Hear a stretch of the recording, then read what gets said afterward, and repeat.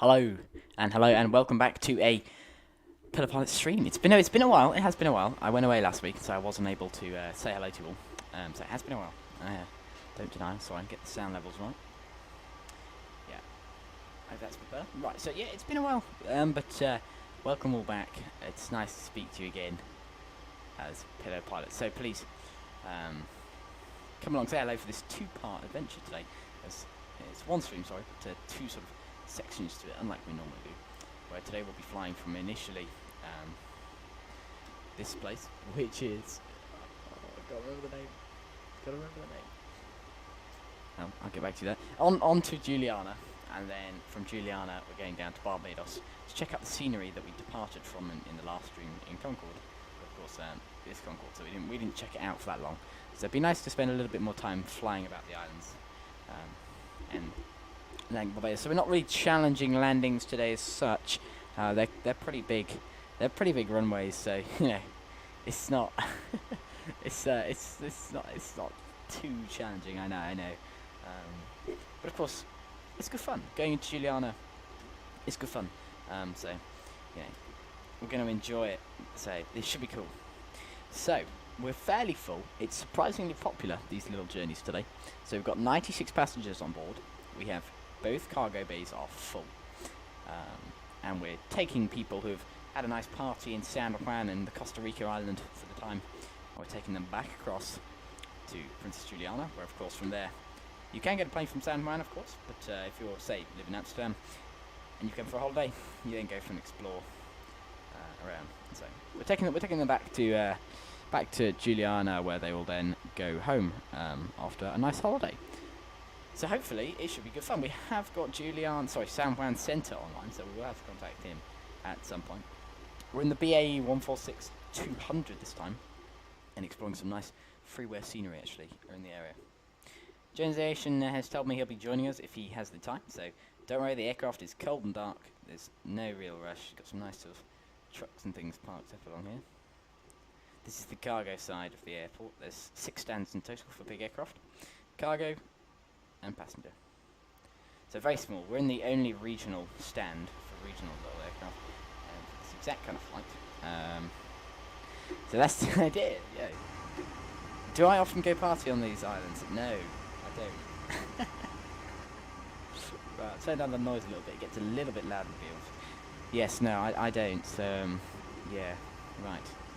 Well, let's start the plane up. Hold on.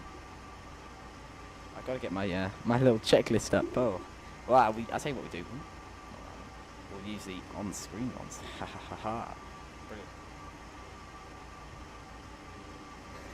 Brilliant. Where is it? Yeah, I know. Okay, so let's have a look. Radar's off. Yeah, the nav lights need to go on. They're on. Initially in the low intermediate, because we're just on stand, so we don't want them on full. And now the batteries need to go on. About 1 or 2. I'm doing check the voltage. Looking for 24. That's good. And 24 and back 2. That's perfect. We're getting a nice clean voltage out of these two for now. The gear down are 3 greens and checked. There certainly is. We'll cancel these warnings, but they'll keep flashing. That's fine. The brakes are in the yellow park system. Let's have a look. Yellow and park brakes. Pull down. Good. Master switches need to go on. So the master switches are located. So this is probably easier if I do this. Hold on, stand by. And set up track IR again. I often forget to turn it on for the start of the stream. It's a bit of a pain sometimes. You can get a bit annoying. Glitching. Right, there we go. It makes my hair go all funny, so that's why I try. Because you have to wear a baseball cap, of course. So I try and leave it for as long as possible. No, it's not happy. Hold on. Disable. Enable. There we go. That's the one. Right. So, looking overhead, turn on the master switches. They are here. 1, 2, 3 master switches. Anti-skid and lift spoilers need to go on. They're up here as well. Anti-skid is on, and the lift spoilers are there in there. Bus tyres go to auto. And standby inverters are armed. checked. We're looking for the warning lights to go out. That warning light did. Standby inverter generator arm, that's the next one that we armed that. Gens 1 and 4 are off, that's confirmed. The APU gen is on. Fire handles are in. They are. Fire handles are in. The ground tests have been complete. There's loads of ground tests. We won't do that now. We don't have external AC on this little airport, so we just got APU, so we'll fire that one up. And that provides some power to the aircraft. As it does so then, we can we'll turn up the lighting and stuff for the aircraft, because once the APU comes on we have loads of power. It's quite an interesting aircraft in that it has a very reliable APU is the whole idea. So that because of that, by having a reliable APU,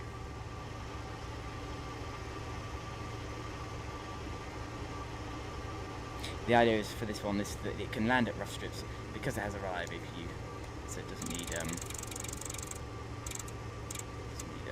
need an AC or an external aircraft power unit, and that allows it to land at these more places, meaning it was more viable in the initial sort of selling phase. Alright, let's get the brightness up. There we go, that's looking a bit nicer. Okay, that checklist is complete.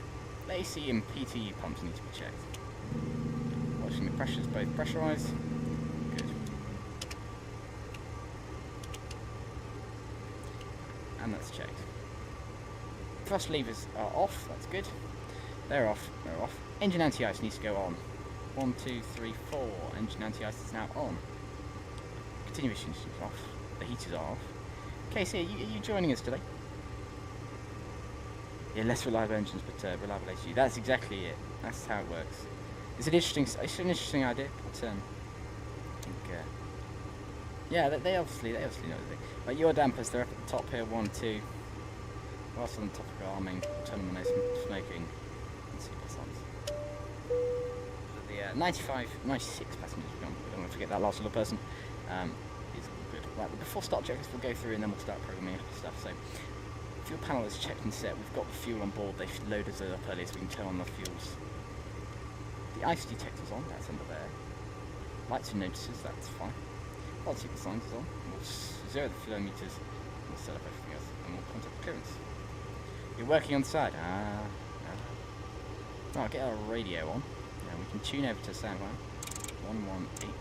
118.15. This is too loud, just saying. I'll turn it down. English is horrible.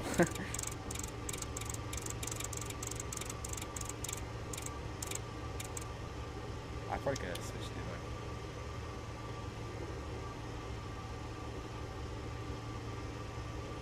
Oh, have I muted? Yes, I have. Oh, there we go. 7895 Matter Tango, gate Alpha 3, Juliana, ready to come there, Mark, the new one. Right, it might be a little bit loud, hold on. I'm sorting out the levels here, people. We've got to have a... Yeah, 59 Tango Heavy, send us an inquiry to New York. Let me know if that's too loud. Order to departure, Trinky, flight plan routes. Climb and maintain flight level 150, squawk 2405. Pause in it then. So, get up our AVI tab. We're going to be cleared to Newark via the Going from TJPS. order to departure, Trinky transition.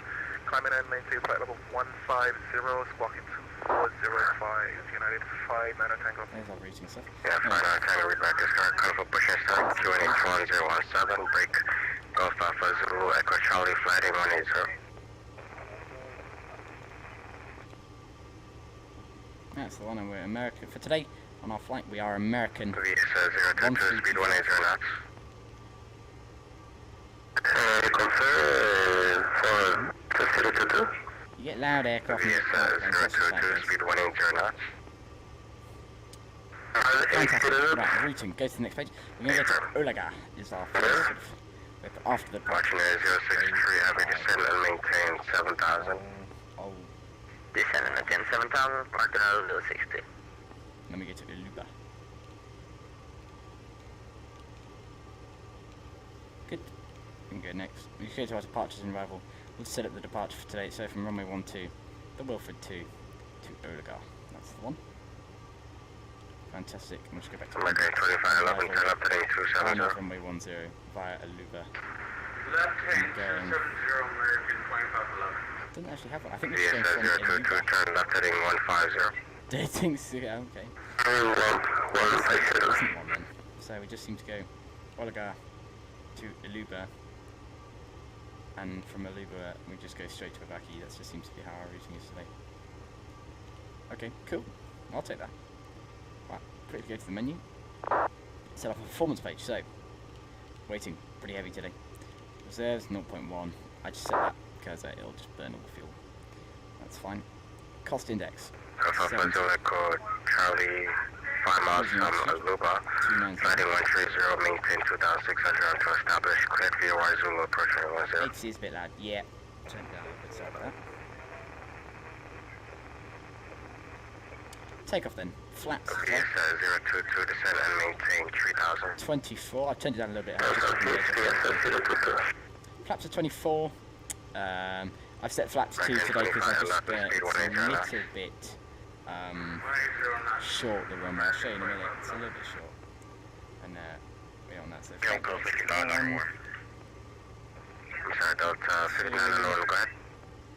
And the TMS is schedule waiting for 5 minutes. Approved.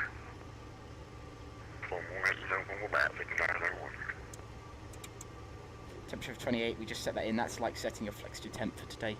So we've just set that. Set that up there. Right, that's that. Done, we don't need that. We have to call for clearance now. Here 067, frequency change approved today.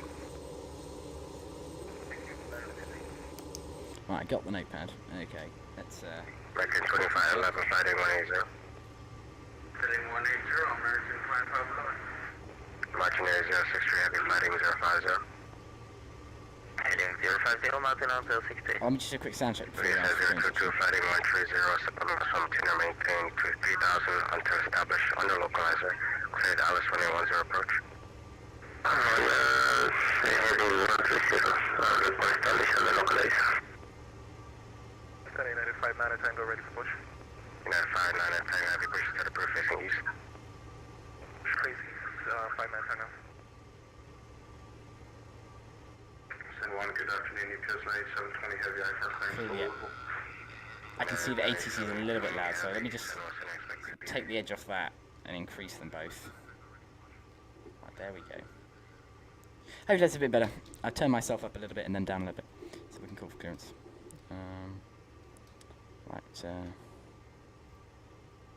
I've got to get the name of my airport though, so which is departing from TJPS. 2511, speed 170. 170, American 2511. Marching Air 063, turn 20 degrees to the left, descend and maintain 6,000. Descend maintain 6,000, left 20 degrees, mountain out 060. San Juan Center, American 1325, we're on the ground at Mercedita Airport, requesting IFR clearance to Juliana, please, BAE 146-200. American 2511, 8 miles from Tina, flighting 130. He's busy. Maintain 3,000 to establish under localizer, clear Alice 2110 approach. Alright, repeat the heading for American 2511. Heading 130. Heading 130, maintain 3000, cleared out of last runway 10. They're still loading the passengers, I guess. American 2511. VSA 022, you overshot again, turn left heading 070 to rejoin.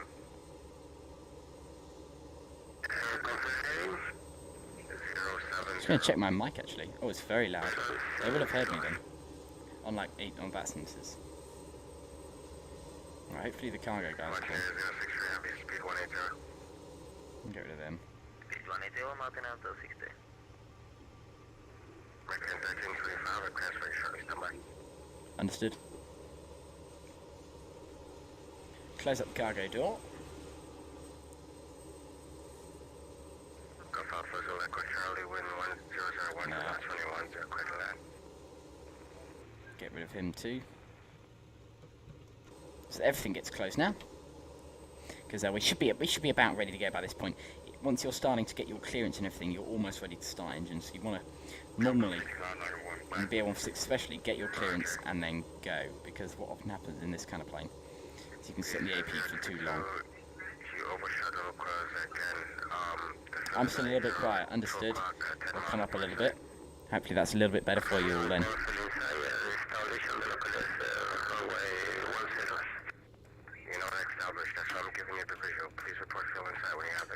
Right.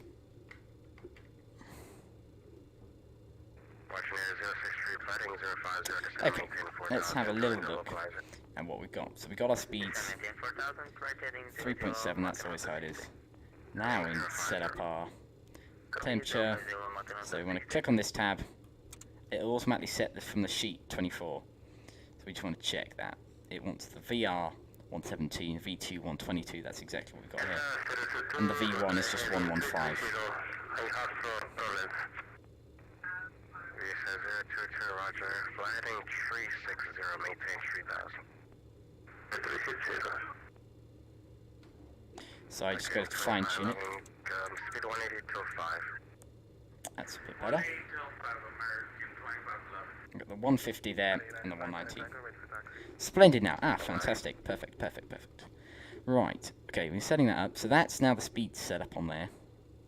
Just whilst we're waiting for him to sort of get our clearance in. We're going to get our brake temperature set up on the bottom here. Turn on the ADFs in case we need them. Turn on your damper 1 and 2 in the bottom there. And now I want to check out the charts for our departure. There's not much to do for our departure. As soon as we reach 590 on a heading of 299.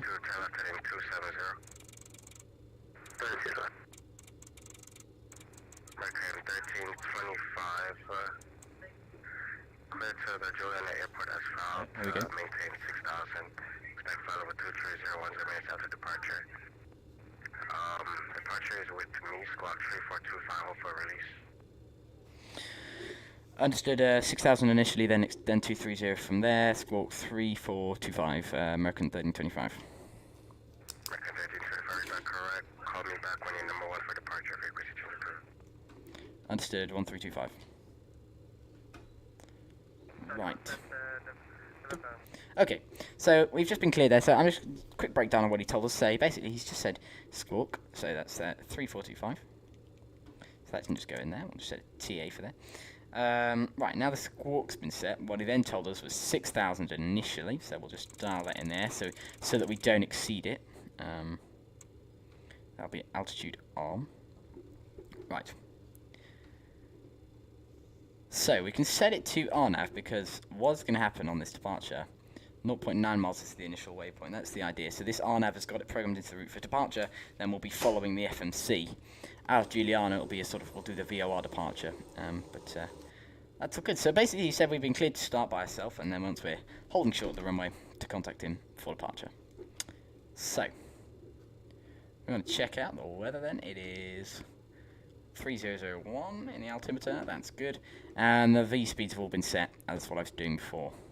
So, now, starting, beacon light on, nav lights into the high position, the packs are off, the engine anti-ice is on, the AC pumps go on, the fuel pumps are on, start power is normal, start master on, selecting engine number 1 first, start power, starting, operated. Fantastic. We'll turn on the APU air so that we're getting sort of conditioning for the passengers, especially it's quite a hot day down here in Mercedes. It's 29 degrees for the passengers, and so that's quite hot. The starter motor cranks it up to about 23 N1, and then we simply, N2, and then we simply engage the fuel by clicking it forward like that. And there goes the N1 starting up. And there goes engine 1 starting. Now it starts pretty quickly, you can see already there the start has completed. So now on the overhead we simply spin it, we're going to start engine number 3 next. And we click start. And there we go, it's starting. Founders on Volanta, fantastic. Okay, I'm glad that's working actually. I linked it up a while ago, but I'm not sure if it always works.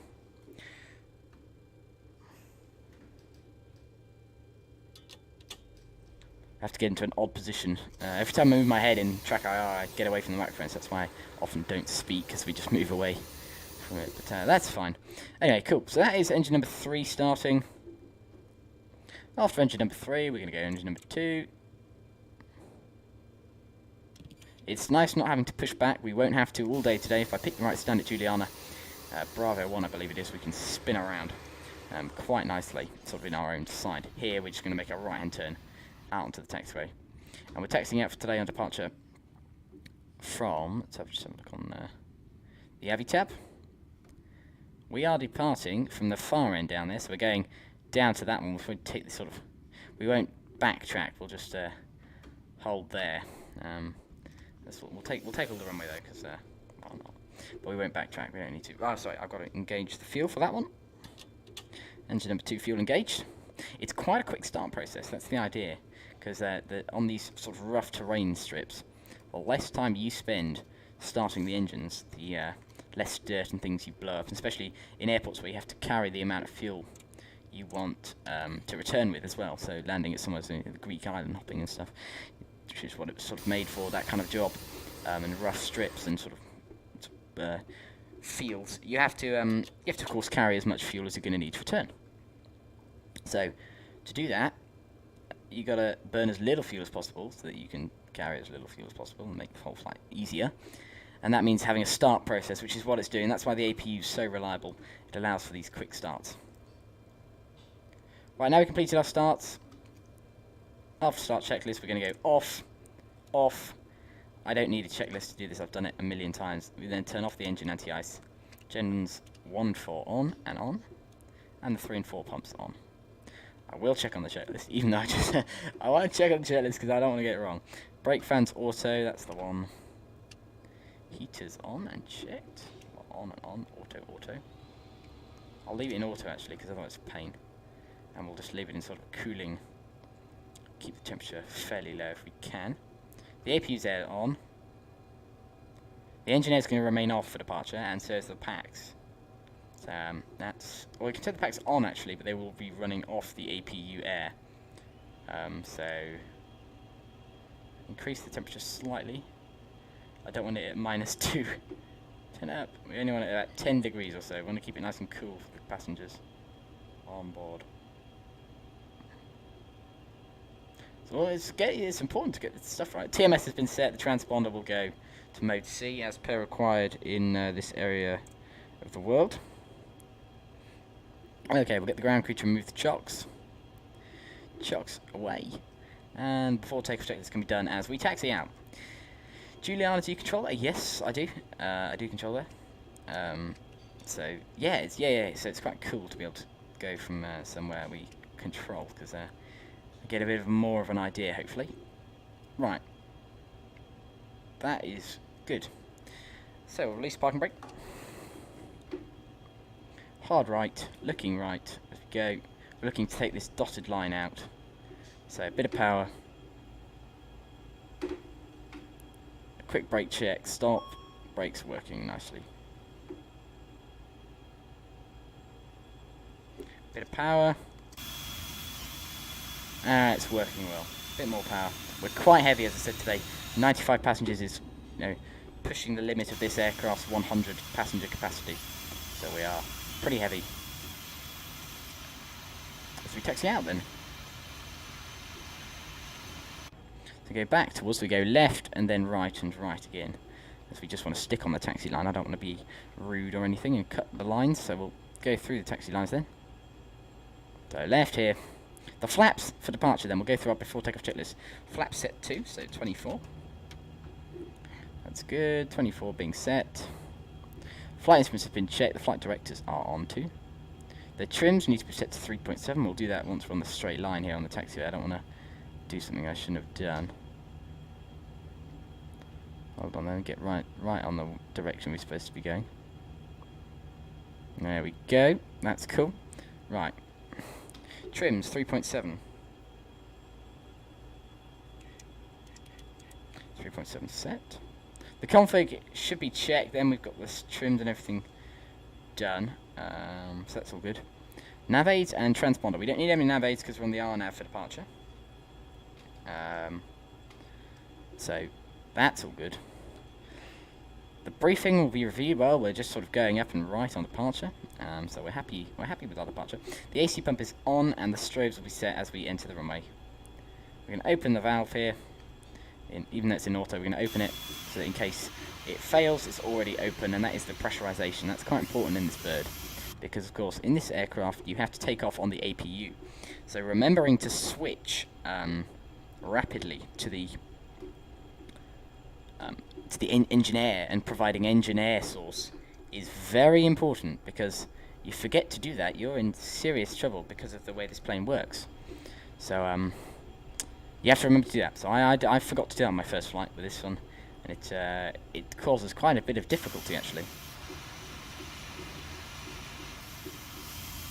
The engine's making a good sound there. Hopefully you can hear that quite nicely.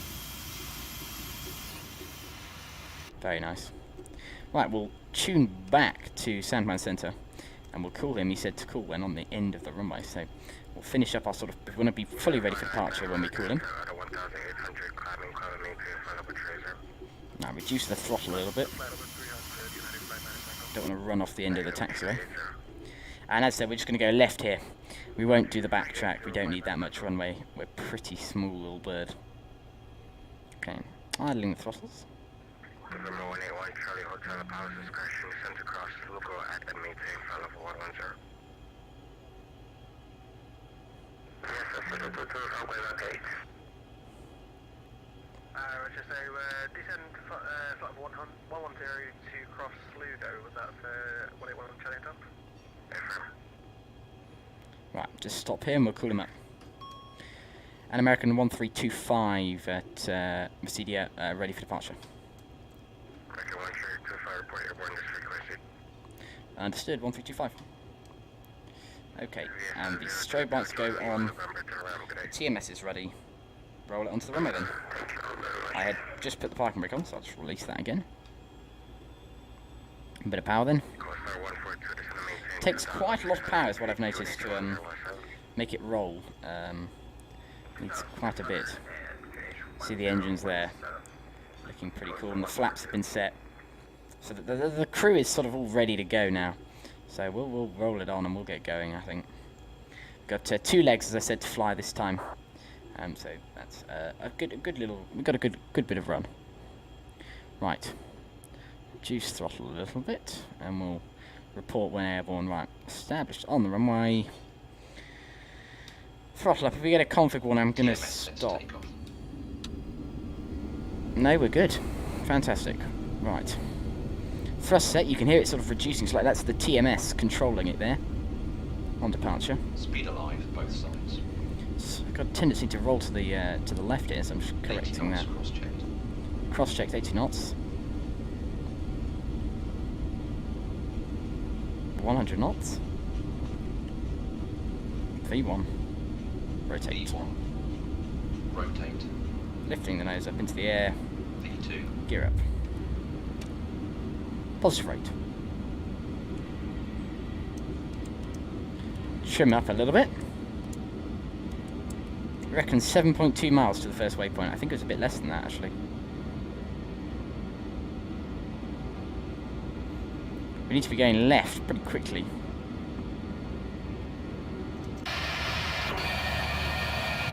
Fairly gentle climate on this one. Oh, Jones Aviation.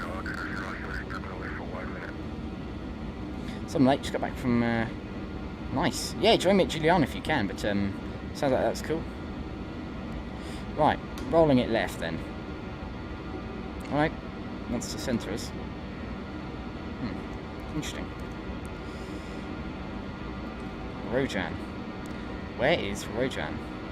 V2 plus 10. Safe wide speed. Left. We're going left now, it should be. Flat 18. Selecting. I'm going to reduce the nose and I'm going to make this my call myself.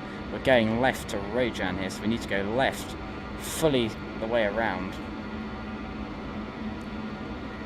Earlier than the autopilot thinks, because it's wrong. Right. And then we don't want to pass 3,000. VFTO. Safe wide speed. Selected. Flap up. Good. There goes the flap. American 1325 airborne.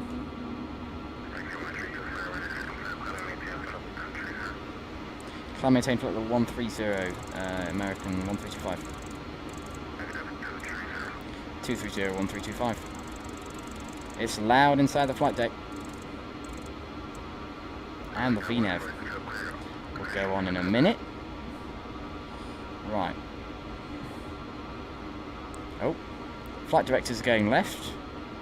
How are they going? Right, vertical speed. Set. And we're going to turn on the autopilot.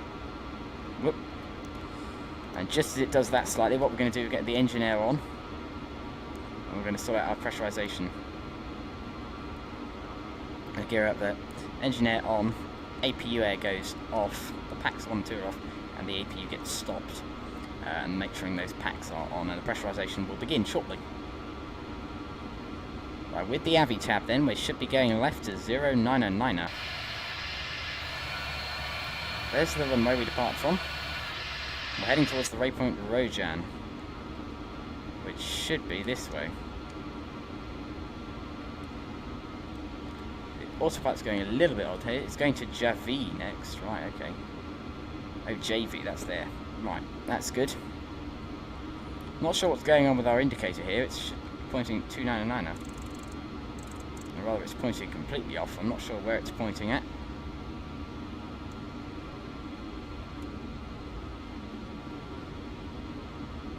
Right, we don't want to exceed 250, so I'm going to back off the throttle a little bit and change the TMS to sync, which means it matches all the thrusts to the same percentage. That's the idea. 180 knots for coastal 142.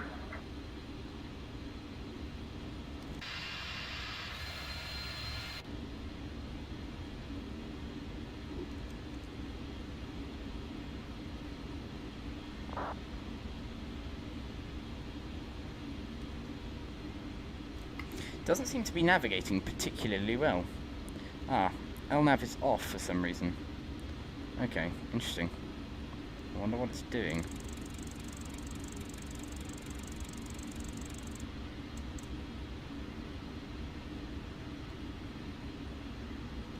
Okay, I'm going to quickly pop up the map and make sure I'm not being crazy. We need to head left. And left is this way. There we go. No, the LNAV is right. I was wrong. We're pointing in the wrong direction for our departure today. Because we took off from that other runway, it was sort of opposite to where it should be, if that makes sense. We are heading south. We've actually exited the coast, so we're quite far south from where we should be. And so we've got a lot of correcting to do, so I've got to increase power a bit here.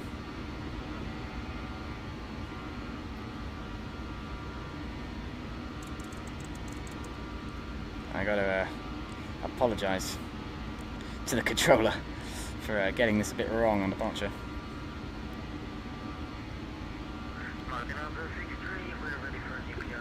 Well, I'm actually going to reduce XPlane noises as well because I'm struggling to hear. That's just my end. But good. Right. So that's better. Yeah, it was all the reciprocals and everything that confused me a little bit. I thought we were wrong, but actually it was right and we were wrong. Good. Okay, that's all good then. We're coming back onto that collective course, so that's fine. 10 miles to run. Right. It thinks we're not on intercept heading. Well, we'll come left a little bit more then. And return onto the original course. Interesting, we can't see our aircraft on this chart, which makes things a little bit difficult. That's fine though.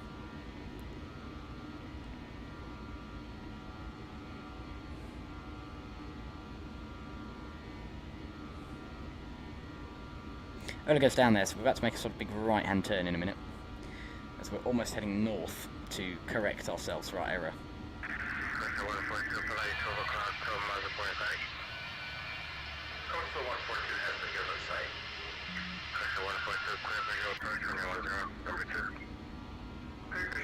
Right, we're going to start swinging it right. Yeah, swinging it right.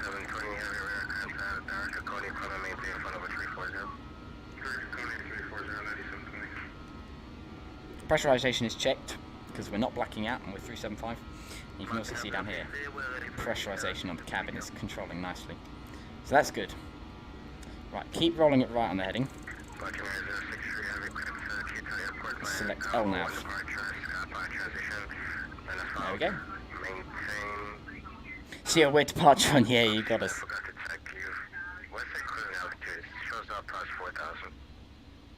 My final cruise is 360. Our final cruise is actually 230, I got that wrong. XPlane Airport via Gamma 1 departure, complex transition, filed, maintain 5,000, expect final of 360. You see the weird departure? Yeah. I imagine it was quite weird. I did not mean to do that. That was purely coincidental. It was a bit weird. 5,000 feet on way to 8. We had like one departure, Scapa, Mountain of the 680. Well, we've corrected it now. That was just it got confused. It thought we'd taken off the other direction, and I thought we'd taken off the other direction too, and so we all got a bit confused there. But that's all right. It's fixed itself now. We can turn the seatbelt signs off as we're sort of heading in a straight line for the rest of the flight. I'm going to actually engage VNAV now, and that's going to nicely gently control our climb based on all the parameters I've got it set. It's a nice drawing. Yeah. Right, stand by then. So what I'm going to now do is apply a little bit of throttle, and I'm actually going to deselect VNAV and select instead speed, and whatever the speed is now, it's going to do, and that one is IAS. From IAS now, it'll pitch the nose up to maintain the speed we're currently doing. So actually, we've just passed through 10,000, so I'm going to re-engage VNAV and increase the throttle there. Get the speed up to, what does VNAV think we should do?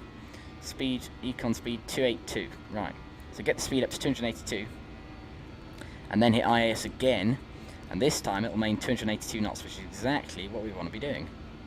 So that's perfect. See the cabin there, looking very nice as we depart from Juliana.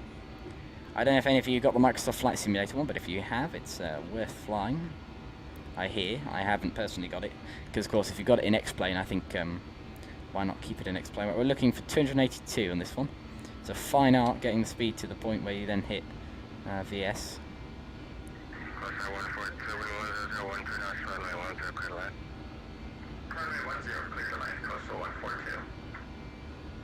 Almost there. Almost there. We're making a turn, so we're actually losing speed here. We're turning towards... we're flying the Dash 200. James.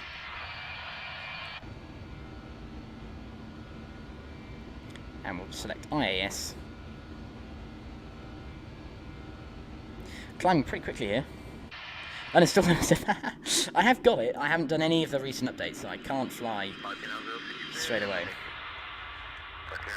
It'll be a long time before I'm able to sort of posted the drawing in Discord. I'll have a look. Let's have a look at this beautiful drawing we drew on departure. We're going to set standard pressure because, of course, climbing out, basically, because we're going to a flight that's above the thing, above the the cruise, above the transition. That's what I'm trying to say. Our cruising level is above the transition, and we've been cleared to the cruising level. We don't need to have the local QNH as it's not relevant. So that's good. I intend to land about 10 to 7.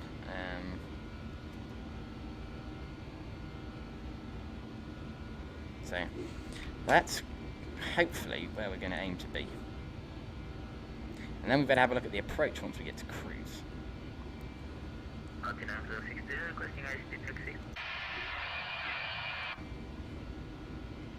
Right, I'm going to back off the throttle because I don't want to be at full power, which is what we're at now.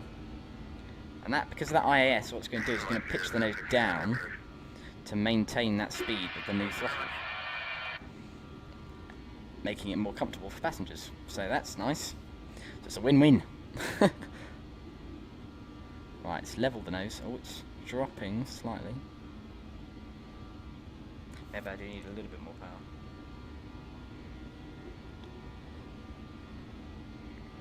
Keep it in the 90s. Right, we're going left now. I wonder why we're going left. Where are we going? Oh, we're Oliga. We're now heading direct to Uluba, which is this one over here. From Uluba, we fly straight into Avaki and onto the ILS. And you can actually do that from Uluba. It is a transition. It's not recognised by FMC, so you just have to not put a transition. But that is valid approach. Turn on the weather radar. Turn up the gain, I think, for the weather, because in a small plane like this, I want to make sure we got a good sort of weather searching. Right. 17,000, climbing gently now.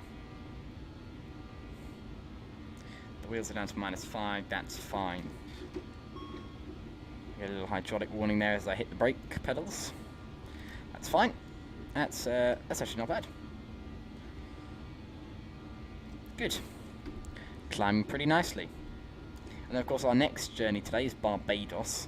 Now that one is a big runway and I've got some nice scenery for that, so we're looking forward to exploring that. Yeah, well that's all good then. Well, we like the vintage airliners, I like flying them, so hopefully you all enjoy flying the vintage airliners. I think it's much more fun than flying something else. I'm looking at your screenshots, aren't we? An interesting departure for sure, Scasey.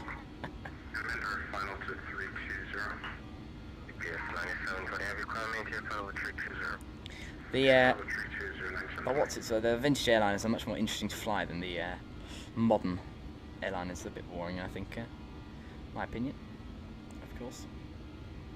Let's make sure we got good. We got a nice little intermission. It'll be about a 5-minute intermission once we land in Juliana, whilst I just sort of sort ourselves out, disconnect from vatsim, reconnect, and load up some more passengers and get ready to go again. So, we'll do a quick check out then as we finish our climb of our approach. 33. It will do a flap 24 approach. Flap 24. Oh no, sorry, flap 30 I was actually going to go, but it doesn't seem to be an option here. I was going to go... I guess we got to go for that. I was going to go for... I guess it's got to be 33 then. I was going to go for flap 30. Oh, oops. I was going to go for a flap 30 because we don't need full flap, but it doesn't seem to be an option, so we'll go full flap. Of course, no tail spoiler.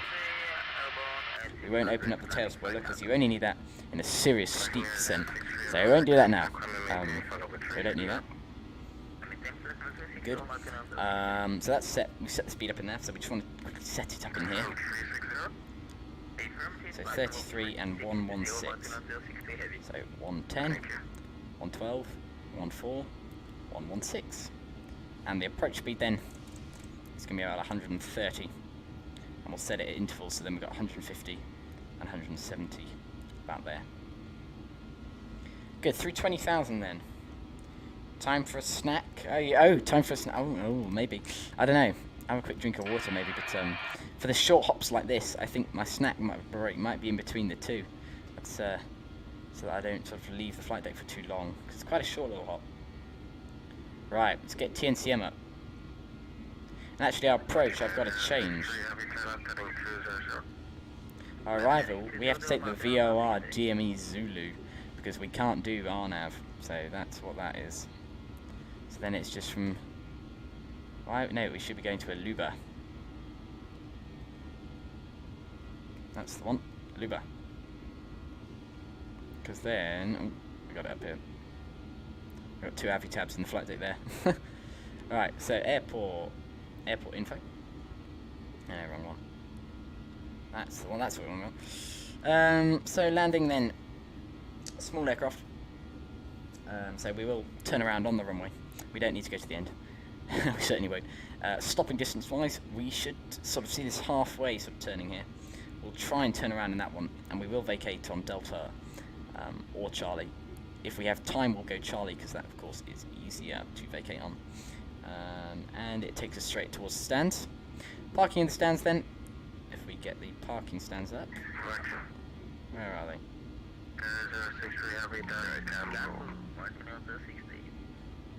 not happy with something I've done there. November 181 Charlie Hotel, expect the order approach runway 10 after Slugo, Darakavaki.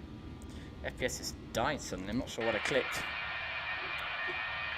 Roger, expecting the honor 10 after Sligo, proceed Darakavaki, November 181 Charlie Oh, Hotel. that was weird. Frame rate suddenly dropped. Anyway, that's that one. Approach them. We're taking the VOR, not Yankee, VOR Zulu. That's the one. Oh, warning. 220. Ah, that's the one. 220. That means we're approaching. You've got 1,000. That warning says you've got 1,000 foot to go till the cruising altitude, and that just gives you a little warning, especially on this one where you don't have auto throttle, so you have to be able to reduce the throttle as you get to your cruising altitude. So what we'll do is we'll select VNAV on there.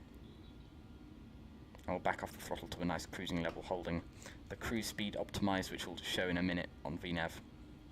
As it'll come up when we switch. So legs, it then wants us to go to De Beer. Oh yes, from Aluba, De Beer. That's fine.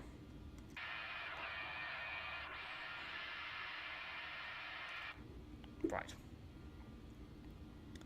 Okay, cool. So what we're doing is after we're approaching the cruise, so I'll have to quickly check the speed.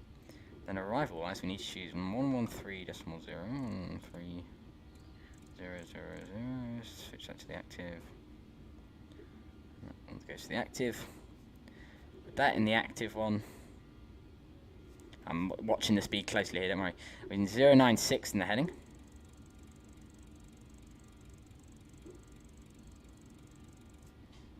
Oh, looked up. 096. Here comes the level. Aircraft levels off, altitude mode goes on. We're going to set the throttle up to here, which is what we're looking for in the VNAV. Econ Cruise 282. Right, so 282, we know that. So we're going to balance the speed to hold 282. So we have to reduce throttle a little bit. And we're just looking for literally each pixel as the needle moves. Tiny little bit more throttle.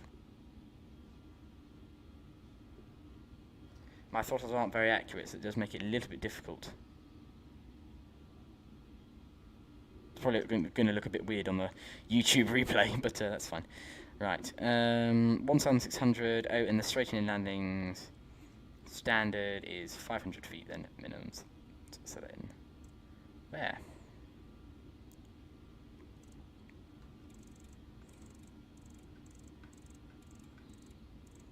Cool, 500 feet minimum set. November 181 Charlie Hotel, definitely maintain 2,600. 096 113.0 has been tuned in. 2,600 and 1017. The speeds for approach will have been deleted. Oh no, they haven't been deleted. Cool. GPWS is on. Right, speed's increasing slightly. That's alright. As long as it doesn't overspeed, we'll just sort of balance it slightly. And, yeah, dabs of speed brake to reduce it, and then it'll build back up slowly.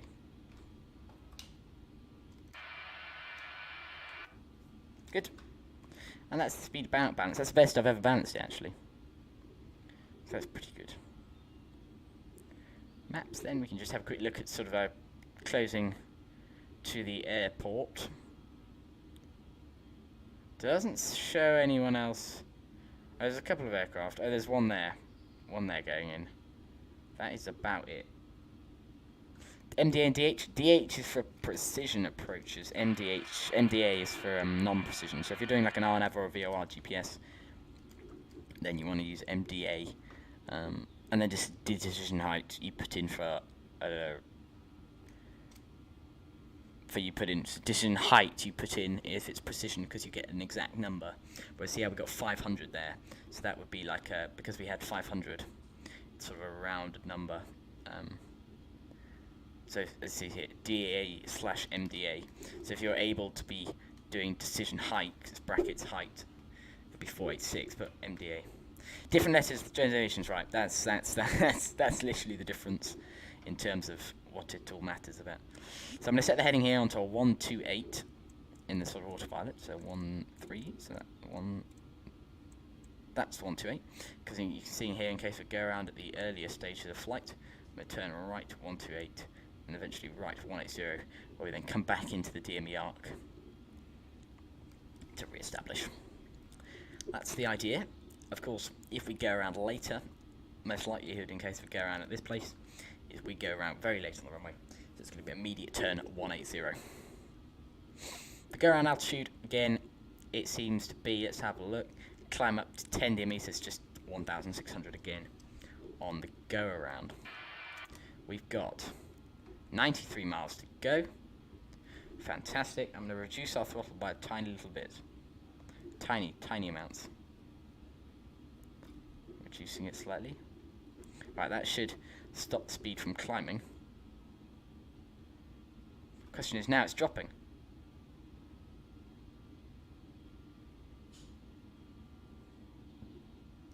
Right, yep, I'm going to grab a quick drink of water. Back in a minute.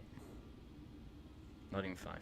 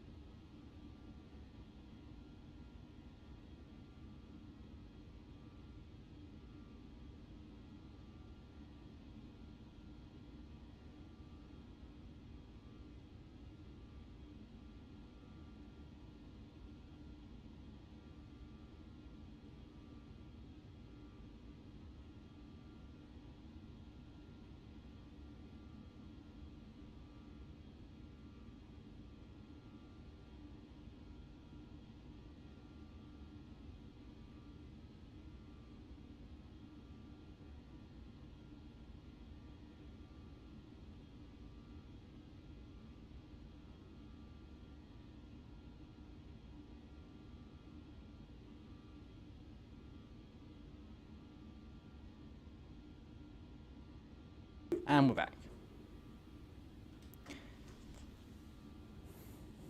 Scratching. What is that? What is that?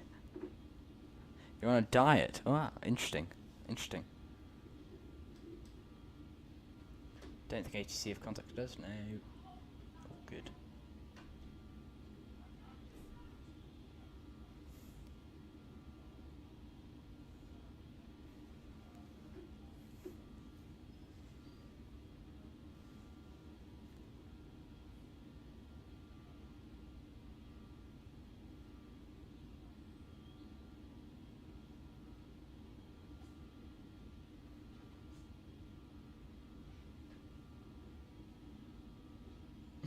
Scranning, the act of begging for food. Okay, right. I understand now, you see that, yeah. Right. Interesting. Oh god. I left the volume on my phone. Oops, I don't like hearing myself. It's one of those things, yeah, when I watch back the streams occasionally just to make sure everything's all fine, I have to mute it because I don't want to hear myself speaking. That's not cool. That's not good.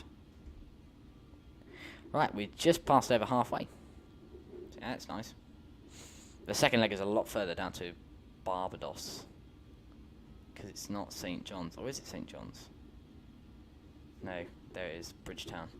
It's a lot further. You see it on here. That's Bridgetown. So it's a good half an hour or more. But I mean, as I said, this is fun little hops. I wonder when we should start descending. 61 miles to go. That's a long time.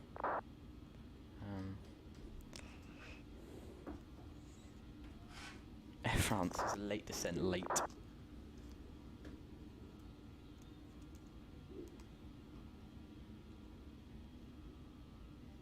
Aluva, 59 miles, 1,600. Fine, that's fine.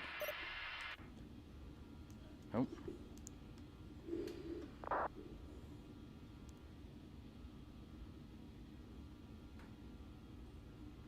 So American 1325, 1325, is that descend 170?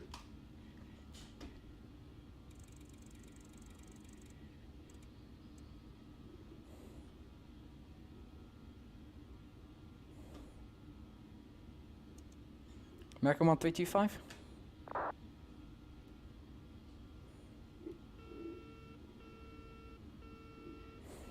Oh. Reduce the throttle a bit there, you can hear the overspeed warning going.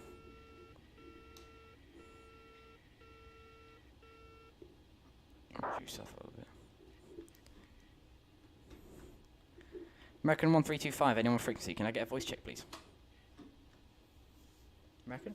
1325, 1325? Oh. Microphone seems to have muted itself on V-Pilot.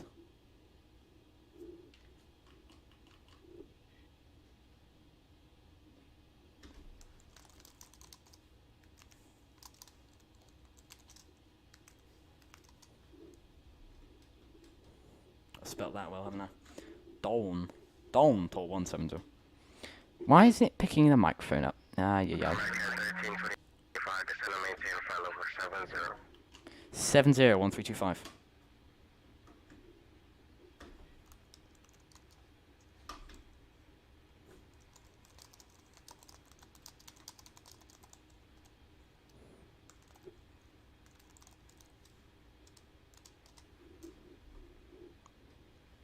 Ah. Is that American right? 35, I heard you loud and clear, sir. Understood, thank you.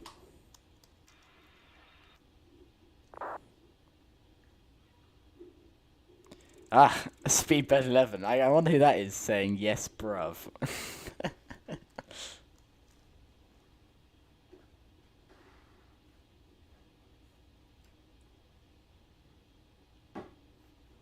Good. Good.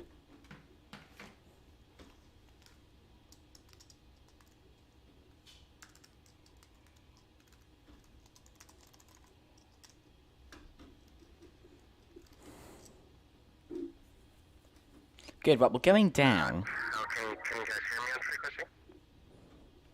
5x5. Alright, sure. November 181 Charlie Hotel, wind 11 Jack 1 Oh, everyone's having mic issues. 181 Charlie Hotel, thanks. I think it's a common problem. Right, QNH is 1017. Set that one up. France 498 Romeo Heavy Center Center, how do you read? 5x5, how do you read on my end? 5x5, sir. So, Good, right, we're going down. sorry about that. Our aircraft is pitching in direct to Uvalda. Can we get rid of access to the approach, please?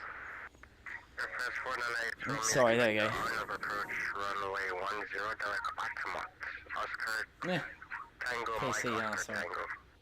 22 chocolate bars. Expecting the RNAV runway. We'll just hit. To Altamont, Air France 498 runway. Oh. Thank you. Right, go back on it. Right, okay. Okay, I should be paying attention now. I was distracted. Right, speed, we'll back it up a little bit. Sounds like fun. Ah, I'm sure it was. Right, okay, let's get the landing lights on. And the seatbelt signs on.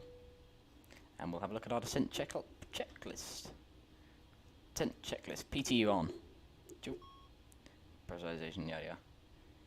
And then sort of approach checklist, we go through a couple more stuff, but that's about it for sort of the descent. You can drop the spoiler out if you want. All we're going to do is on ours have a quick look at the VNAV. It wants 281. Okay. 281. We can just about do that.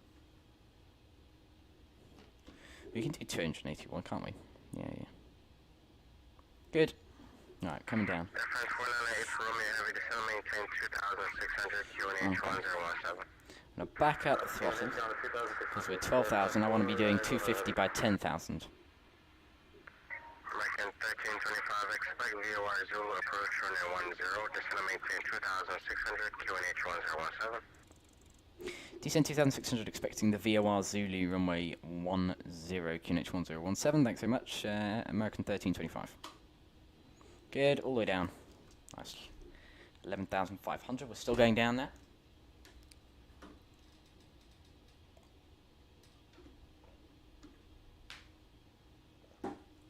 Okay.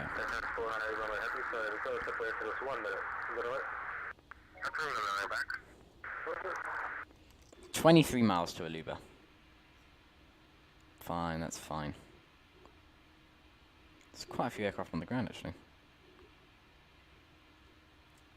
There'll be a short 10-minute pause after landing, just for me to grab stuff, so 10 minutes. So if you guys need to program FC, in that 10 minutes I'll put the route up in the chat, and that's for me making a route on SimBrief. Put the route up in the chat.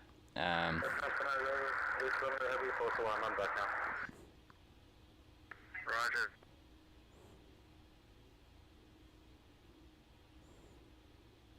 That's yeah, so just a quick 10-minute pause. It'll be fairly, you know, that's just a quick thing. Right, okay, bit of throttle then, because we're 250 knots. 10,000, so the landing lights are on. Turn off lights can go on 2.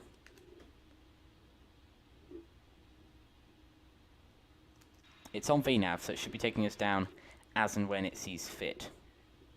It knows that it's 1,600 by Aruba, so it should be going down. There we go. There's pitching down again. We're just going to balance the speed.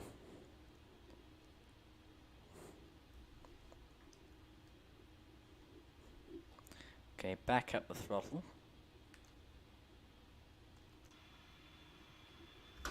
The Navy cadets. Yeah.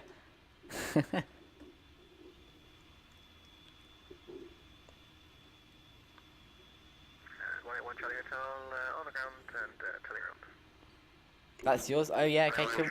I'll see what SimBrief gives me, because I've got a little profile and stuff, and I want to get some weights info, so hopefully it's something similar like that. I might copy and paste that one in, actually. Yeah, I'll see what it gives me. Cool. Right, 2,600, we need to keep it going down. At Aruba, we're supposed to be... Cleared the VOR Zulu approach runway 1325. I forget my call sign. Oh, that's always a problem. That's always a problem. Right, down to 1,600 then in its own time. 1,600 set. It's going down. We should be almost exactly in line with the runway. So, we're going to just check the navigation one. That's fine. We'll switch to VRR lock in a minute, and the glide slope starts from De Beer. And from De Beer, it's a 2.98 degree descent, which means it's just under 800 feet per minute. So we'll sort of get that set up. Reduce our speed slightly, going a bit too quick, and we'll begin the approach checklist. APU gets started. Brake fans also. Barbados with information, alien. Airport 101, this is San Gizmo, current area is correct. You're cleared to Tango Bravo, Papa Bravo Airport via St. Martin VOR, Bravo 520. Alpha November uniform, 5 pilots, climb and maintain flight level 130, squawk 3651. Right, so that was a quick changeover of pressurization there. Right, we'll reduce the throttle.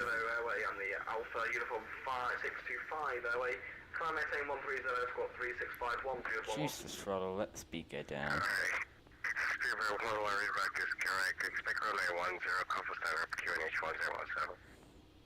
1017, and Golf startup first with 11. Air France 498 Romeo, at Oddmont, cleared Arnold approach runway 10, number 2. Okay, we're slowing down then. Because at Aluba, we're 10 miles, and so at Aluba we need to be a lot slower, so slow it down then. Idle throttle. We'll actually drop out a sort of little cone at the back, just to sort of help reduce the speed. I want to be doing about 180 or 200 knots at this point.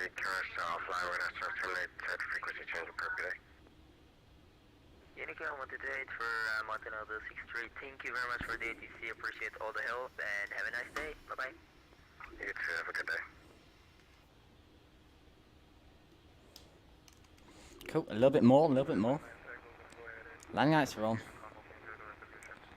Aircraft is ready for landing. We just got to sort out the flaps and things, but in terms of systems, we're above. On the overhead, we're ready. The pressurization is quite a key sort of is a key part of everything. So that's at least we've got that set up. Right. There's the thing. So we're going to go actually navigation VOR lock. Let it lock onto the VOR. Now it's going to altitude mode as it holds altitude. So we're going to bring in the spoiler and increase the throttle to maintain 200 knots. Increasing throttle, not too much though. Right, 1,600 is being held. So at the 4.9 we begin descending. I'll set it to 100 feet. That's what gets set up. Right, slow it down then we'll get flap 2 out.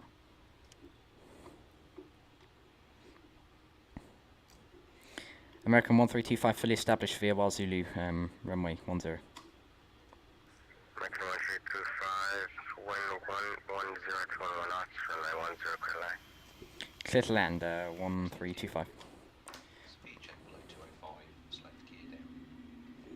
And gear down, flap 24. Increase the throttle there so the speed's going to really drop off. And the 4.9 then, VS. Flaps 24. VS, and we're going manual. Speed checked below 170, select flaps 30. Pushing the nose down. Oh, don't want to drop. I have to increase it a little bit more than we would want to. Come on, down you go. There we go.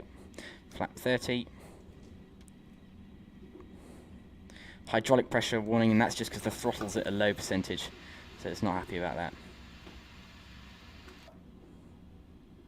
Won't need much braking today, we'll just use the main bit of spoilers and stuff to slow us down. Right. Autopilot disconnected. Autopilot disconnected, manual control. I'm just going to bring it back left. We got a little bit of off the centre line there, it always does at Juliana. Right, we'll reduce the throttle and we'll get ready to go flap full as we get a little bit closer.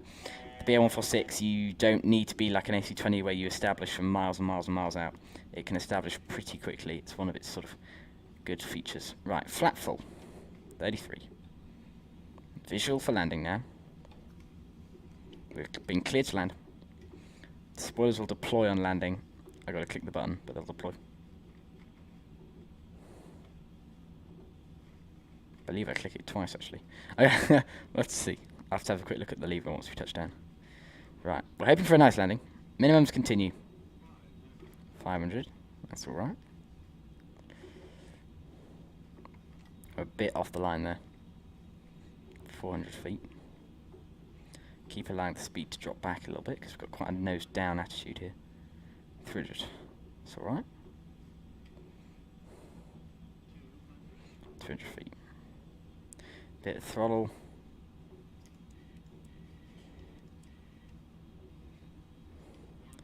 Oh, it's pretty low here. I wanted to go low over the beach, I suppose.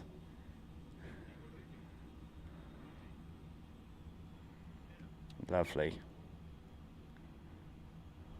Oh, fairly heavy. That's all right. Ground idle, right. Spoilers 1 and 2. Yellow. Spoiler. Full lift spoilers. Let it slow down. Sticks forward. Brakes on. Brake pressure, as you said, seen. 80 knots. Speed slowing up. Quite quickly. Whoop. American 1625, backtrack runway 10, vacate on Echo, taxi to parking today. Backtrack 10 vacate Echo and taxi to the parking. Understood. American 1325. And flaps up. Lights to taxi. We'll go through our after landing checklist. Flaps, air brakes and spoilers are in. I got backtrack quickly, there's a plane trying to land. The lights and strobes will set up. So the strobes will go off, the TMS can go off. And the radar needs to go off. Transponder will be leaving mode C. The engine anti-ice and stuff will go on. You want us to vacate Echo, so that's this exit point here. And we've got standard choice, so we'll go over towards James Aviation in his little BA1462. Nice landing, thank you very much. That was not too bad for Pilot Pilot. And there we hit the centre line, so I don't mind. I know it's probably fairly heavy. That's alright, that's pretty good. Go left. It's Romeo Heavy, wind 110, 21 knots, runway 10, clear land.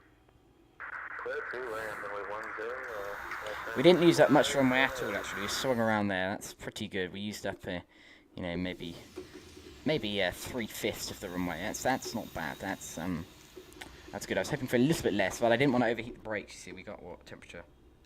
85 on the brakes. That's nice. You know, you don't want to overheat them, especially when the passengers are getting off through the steps and stuff on this little plane. They can't be too hot, otherwise it can, you know, be harmful to some passengers if they're too close. Right, go right here.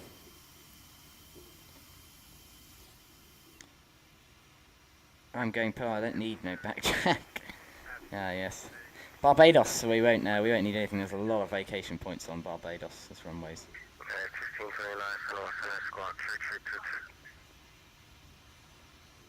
Right, where should we park? We don't want to go in these big stands, we're pretty small. So we basically got the pick of the choose here, so James Aviation is in the GA area. I think we'll take one of these little ones, Bravo 2. But then from there we'll just spin it out and taxi out. We'll go there. That seems like a nice little stand off the side. He's in the Astra livery. Very nice choice. I don't know if he is actually in the Astra. He's in a BA aircraft, but that's, you know, what it shows us, and that's still pretty nice. I don't mind that one. Take it in right here. And turn off the lights as we do so. Someone's keyed the mic up, and I think and forgotten. Right, straight on the line. Oh, we need a bit of power to get it into stand.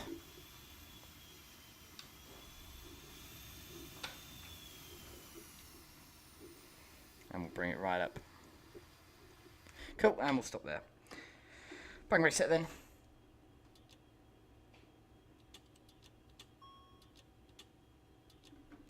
Shut all the engines down. The AP's already running, so we don't need to worry about that. Get the chocks in place.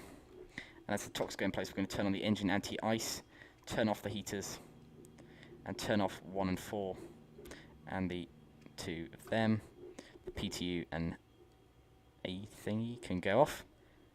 Turn off them, turn off the fuel pumps. And pack 1 and 2 can go off. With the strobes and beacon lights going into low and low. Fantastic. Now we can open up the door. Let's get some trucks over here. Get the baggage stuff coming over. But we'll just get the stairs out for that front exit, because that should be fine. Oh, look, someone's landing. Oh, massive Air France. Oh, cool. Oh, it's down. Nice. Right, what we're going to do is disconnect, reconnect, and continue on our journey. So let's disconnect from vatsim. Don't worry, we'll be as quick as possible, Jones. Right, let's go into replay mode, and let's have a quick look at our landing then, shall we? Oh, a bit far away. Going to Tower View, shall we? We'll watch a quick replay, and then we'll go into a quick intermission for a bit. Oh, here we go. Oh, it's looking nice. Low over the beach, oh. I guess we'll do a quick view from the beach. Not bad. Not bad. As a passenger, I don't mind that.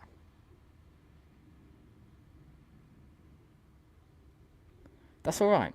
I'll tell you what we'll do.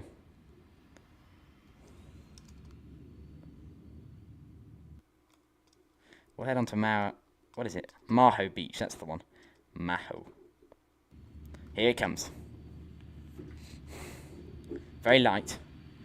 Only 40 tons. 40.2 tons we were today. Straight over.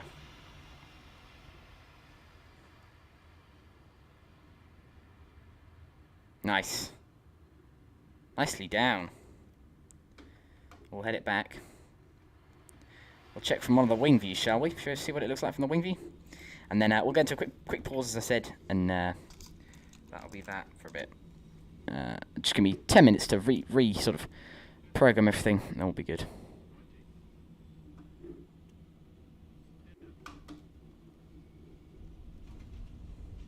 Not bad. I'm not sure it's the best landing, but passengers, it's not back-crakingly bad. Right. Let's go out of replay mode. Oh, pop back over to stand. Ground handling. 1 and 2, drive up.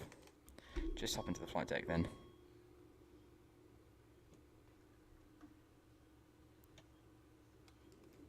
Just quickly check we had all that stuff. Yeah, it's all off. See what signs can go off.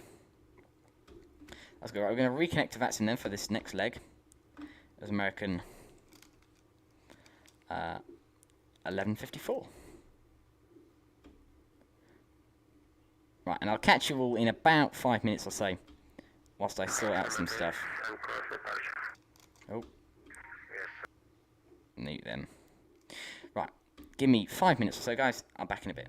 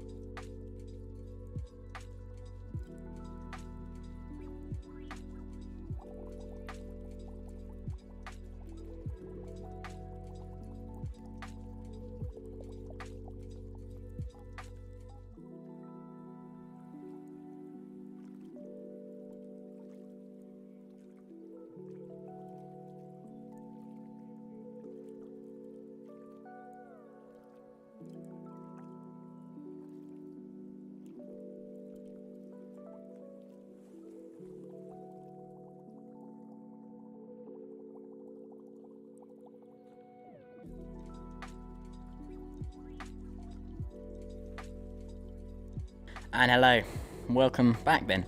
I sort of reprogrammed the route and everything. Let's get the music back off. Route's been reprogrammed and everything. We're all ready to go again. Cool. Right, let's get that over here and let's get the sounds on. Well, the radio is currently off. I'll say sort things out. Right, into lay flight deck. Cool. Let's get our route programmed. End of route, perfect.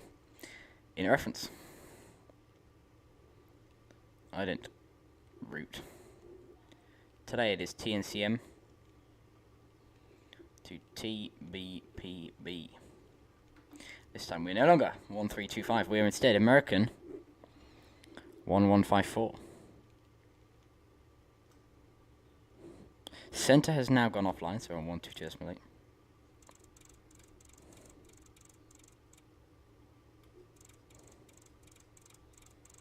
So tune that in there, 122.8. Okay, and then we'll get quickly set up then. So actually, we are on Yaroslavsky. Hello, welcome. How you doing? Right. Let's get the route. So we'll get to Alopo. Alopo.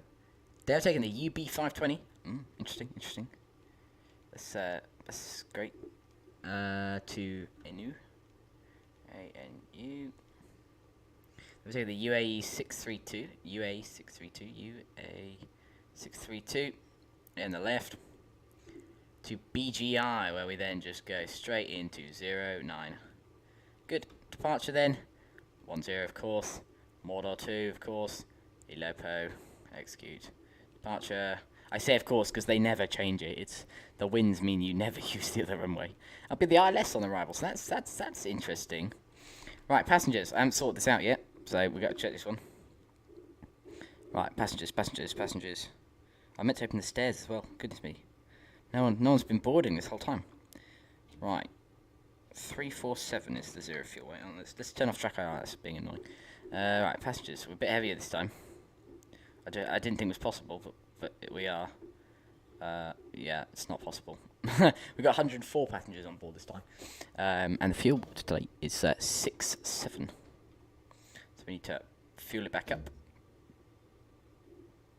Lob in some fuel in the centre tanks. And put some fuel in the outer tanks. Only thing is the outer tanks have to be balanced, so you have to be careful if you're doing it like that. Right. Fuel inputted. Cruising altitude for this flight is 270.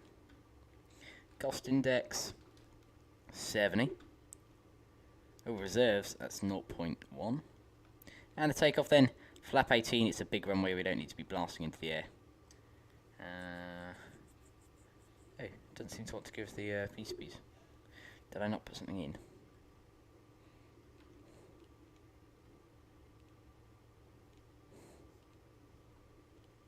There's nothing we can get off, so I need to put flap 24 in. No? Huh. Funny, don't want to do it. Well, that's fine, because if we select flap 18, if I click the this one, it sets them all automatically, so that's fine. Power on, takeoff, temperature outside today is almost 30 degrees, 29. Yeah, you've been a long time. Yeah, it certainly has, hasn't it? Yeah. You should stream more. Oh, yeah.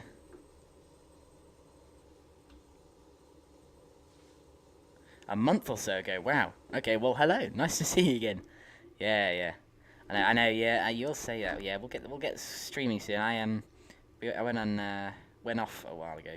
Last week we went off on holiday and stuff. Not holiday, like a little went away for like the weekend. So I didn't stream then. And then of course it's the 200 subs. It has been a while. I agree. It has been a while. So I apologise for that.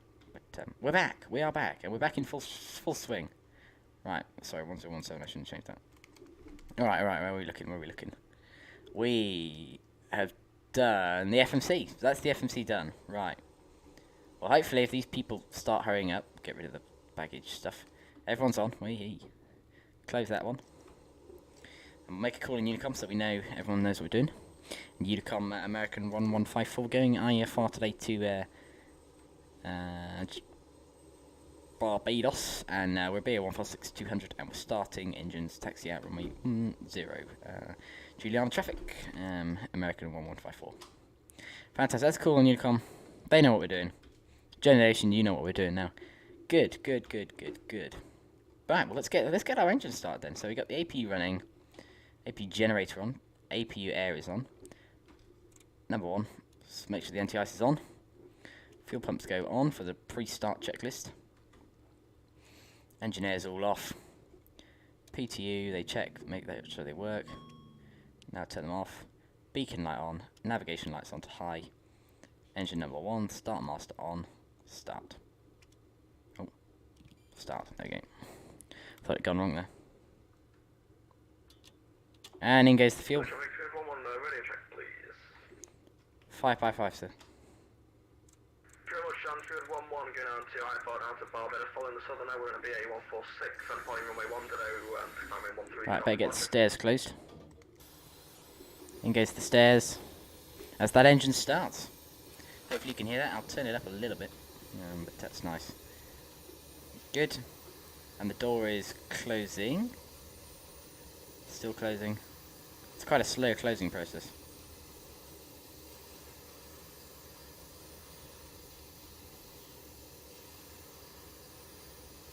And the door is closed. Right, starting engine number 3.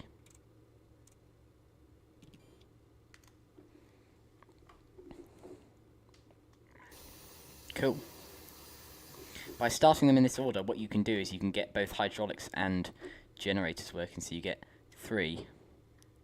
You get all your hydraulics working. Your gens you don't get working, but of course, because we leave the APU on, I need to actually turn on the fuel for that one.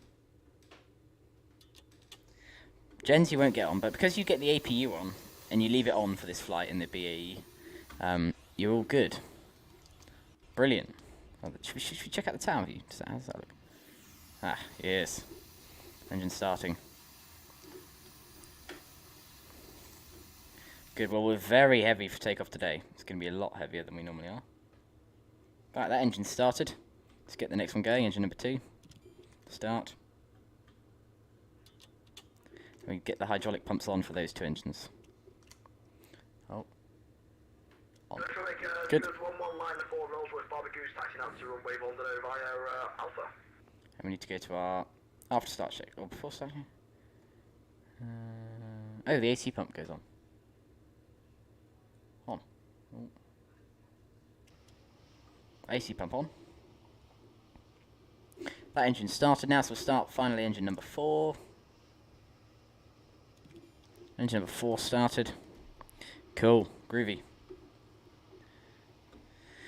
Do any of you still play Microsoft Flight Simulator? I don't know. I know we're mostly XPlane now crowd, aren't we? But I got into flight simming this sort of way through Microsoft Flight Sim, so I don't know. So I sort of treat it as the one I started with, so it's special still. It's not like a forgotten. Right, engine number 1 gen, and the 4 gen can wait because we haven't actually started that one yet. The anti-ice for the others can go off. You want to leave it on for the one you're starting. That's finished starting, so the starter master goes off. And the start master off, and then Gen 4 goes on. The beacon lights are on, and the engine anti-ice can go off. The heaters go on. As such, the generators are on. The TMS has been set. Pack 1 and 2 can go on, but simply running from the APU air. Conditioning's all on. Beacon lights on, no smoking lights. Seatbelt signs on. And we're ready for taxi. Release that parking brake. Alright, hold the brakes on. Chocks released. Tally ho. We're away. Right, we'll make a hard right. And we'll get a bit of a welly then. And we'll do our sort of before takeoff checklist. Off we go to the right. We're going fully about here. American run 1154, Juliana traffic, we're taxiing out runway 10, holding point Alpha. I called it first. Right, going out. So, oh, yeah, checklist, I forgot that one. Right. I'll have to start then. That's all. Well, transponder. Because we haven't been given a squawk for this route, we're going to just go 2000. Before takeoff, the brakes have been set, the flaps need to be set, flap 18. The trims need to be set, of course it's 3.7, I think, let me just check. Can't be sure, don't hold me to that one, let's have a look. What's the trim? Set 3.7, it always is in the BA 146, although I have noticed 3.7 is a little bit little it seems, so check that one. Bravo 520 airway, Juliana. So, I never know. You're still on Scran, Casey, aren't you? You're talking about turn the text lights and the turn off lights. Y'all slacky if you're wondering what's going on. Casey is just sort of obsessed with the Scran idea. I don't know what it is really. Yeah, Scran can be the one person's food. Something in French. Oh, random. Okay. Right, taxiing out then. The APU's still running. It's belching out sort of Awful fumes, I guess. It looks pretty black smoke it's pouring out, so that's not good. Right, that is set up. We're on the LNAV for departure, sorry. So I've armed that. We'll hold at this whilst we let him roll, and we do our quick pre-takeoff check. So landing lights on. Turn on the strobe lights. We'll just quickly check our checklist. AC pump is on. TMS is on. The radar needs to be set to the weather position. Oh, sorry, I looked around with track IR and I forgot about that one. AC pump on. Yeah, it is. And now the fuel pumps all set. Okay, we'll line up on the runway then. It's amazing, when you're heavy you can just idle the throttle and you come to a stop. And Juliana traffic, American 1154 lining up for runway 10. 1-1 clear runway 10, Juliana going to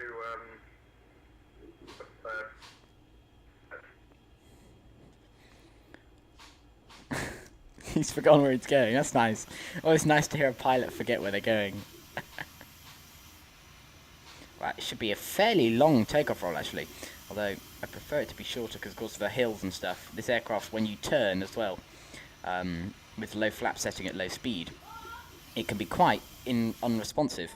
And because it's unresponsive, you can actually get sort of a stall going on just by turning on departure. So we do have to watch out for that. That's something we don't want. So if we hopefully get enough speed up, that should be good. Right, lights are all set. We'll get rolling. Although, where is he? Let's have a look on the Abby tab. We don't want to bump into him. He's off. He's taking off. He's gone off that way. I'll give him a minute. No one's on final. I'll give him a little bit longer. Let him get away. Because we're actually taking the Mordor departure, so we're going out to Mordor. And then from Mordor we're going to Alopo. Good, right. He's clear of the runway. Let's just get our departure up. Give him a couple more minutes. Mordor 2. This gets really weird. Any mod present? Well, Jones Aviation, I suppose. But no one knows what's going on. Flight 270 set in the autopilot. Just give it 2 more seconds. I don't want to bump into him on the cruise or whatever. It'd be nice. Speedbird 11, we are now got a waypoint, we're going to Aleppo. 270 set. Okay, he's going to Aleppo, that was him.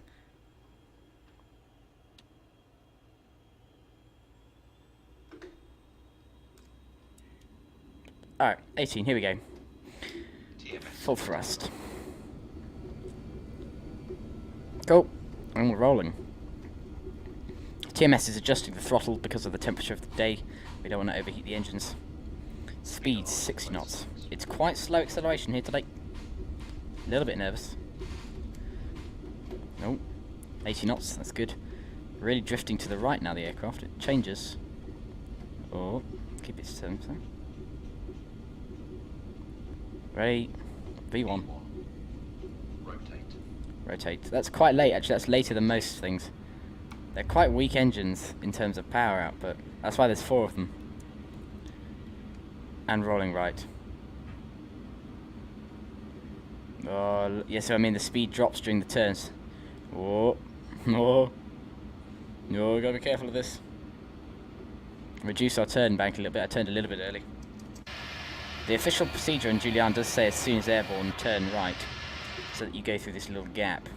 Lots of people don't do it and follow what their autopilot's programmed in. The autopilot also often programs it a little bit late, so I'd watch out if you are flying from Juliana.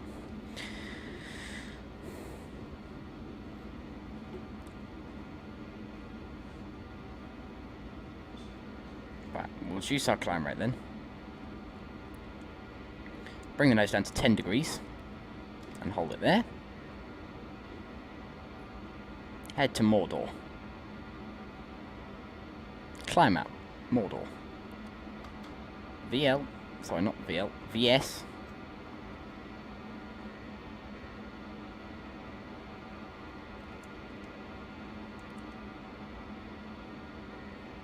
Drop that nose slightly.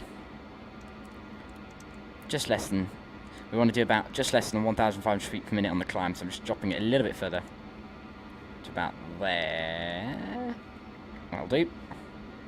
And that'll just allow us to sort of build speed slowly. Nice. Right, we're going to reduce throttle then. We'll select the sync mode on the engines. It's actually increased throttle there, that's fine. Engine air on. APU air off. APU stop. The strobes are on, that's all good. APU gen goes off. That's fine. Oh, we're drifting up and left. Oh, there you go, it's turning left now. I lost the heading slightly. There we go. Oh, and right. Oh, it's going a bit weird here. Oh, and now left. What's it doing? Tell you what, if we engage autopilot.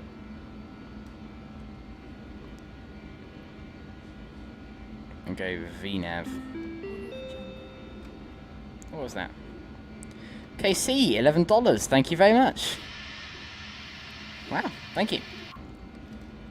Much appreciated. Well, actually, I don't know if... No, the donation goal doesn't say it. Sorry, let me... Sorry, donation goal. We're getting looking for a new GPU. So... Oh, flaps up. Better do something important here. Flaps up. Alright, flaps are up. Speed is building 200 knots. That's nice. VNav is always the best. If you engage VNav, it sort of deals with everything for you. It's quite helpful. Okay, we've still got full throttle on.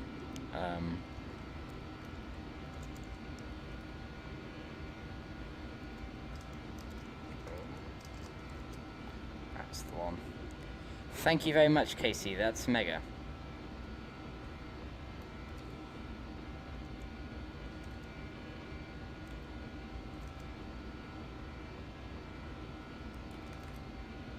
Thanks very much, Casey.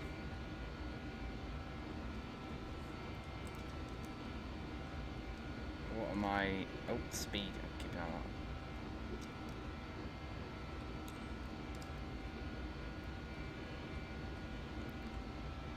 that. Mr. Pillow, are you off school for the next 2 weeks? Not, yeah, I've got 1 more week to do. And then,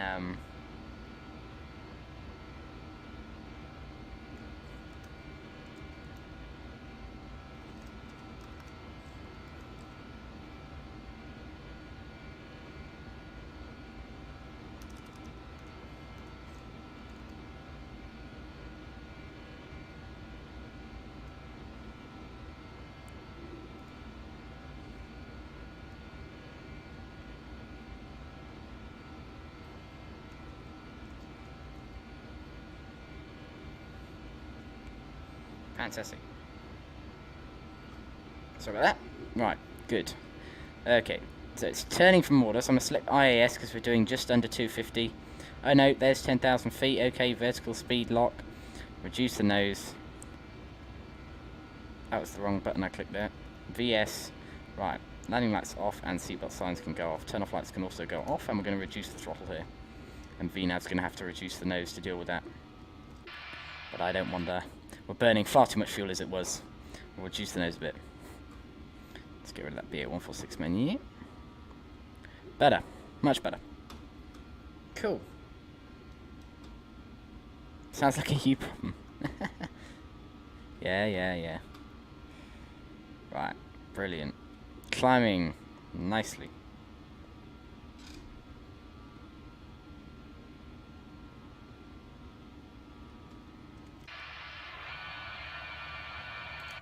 Good, we've got some nice Barbados payware scenery to enjoy when we get there. So that'll look cool. Right. Continue to listen.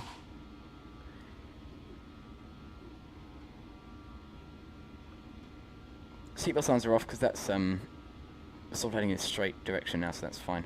Oh, pressurization, that's what we need to check. Yeah, pressurization is good. Oh, that's nice. It's going quite well. Superfly, hello. Have you tried DC's Dynamic Concord for MSFS here? You just did AGL to TBPB. Ah, very nice. I have not tried the tried it for Microsoft Flight Simulator. I have I've got the Collimata Concorde. If you have a look through our videos, we've got the Collimata Concorde for XPlane, but I have not tried the one from Microsoft Flight Sim yet. I am tempted, although most of my chat members say that Microsoft Flight Sim is bad, and so I am tempted because I do quite like Microsoft Flight Simulator. I'm sure that's a, but I do. So yeah, that's the idea. Ooh, wrong button. Oops. I haven't tried it. I've been watching lots of stuff and keeping an eye on it. It looks pretty good. Not quite study level is the only thing that I'm sort of, not disappointed in, but I would like it to be study level. That would have been nicer. I don't know, that would have been sort of cooler. But it seems very impressive, and if they're going to keep updating it and keep it to a good standard, then that's a really great thing to have in Microsoft Flight Sim, because in Microsoft Flight Sim, of course, it looks amazing. So yeah, I will be looking to get it, Superfly, but that's cool. How did it go, the flight from Heathrow to Barbados? Right, we can actually start standard pressure now. MSFS is icon. It certainly is, isn't it? And as they release sort of better planes for it, it'll be really, really good.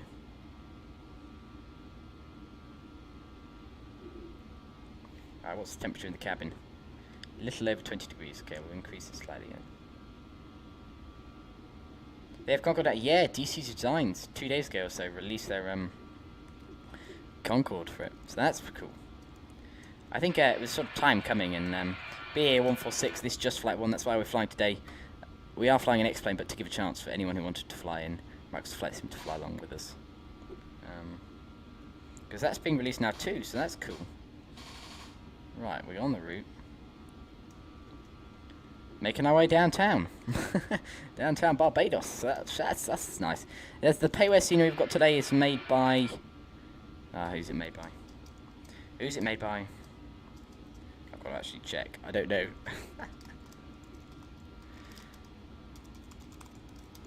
Let's have a look. What's it made by? Let's have a look. See. That's freeware. Not that one. Richer Simulations. That's the one. Looks, it's pretty good. I think it's a really detailed, high quality scenery. So if you have got the opportunity to, do definitely get it. Looking at JJ, you want a CPU, not GPU. Well, I play DCS as well now, and I kicked off the autopilot. Nope. Oh no, it's not following the route. I play DCS now as well, and actually, a GPU for that is preferable. And in XPlane 11, if you favour GPU settings, it can run smoother. So, sort of the idea is, yes, you probably do want a CPU for XPlane 11, but for my case, I play MSFS, DCS, and XPlane 11, so a GPU favours 2 of 3 the most. So, and it does help in XPlane 11 quite a lot, is what I've been reading. So, it's worth going for that over a CPU. Flying well, thanks. Over.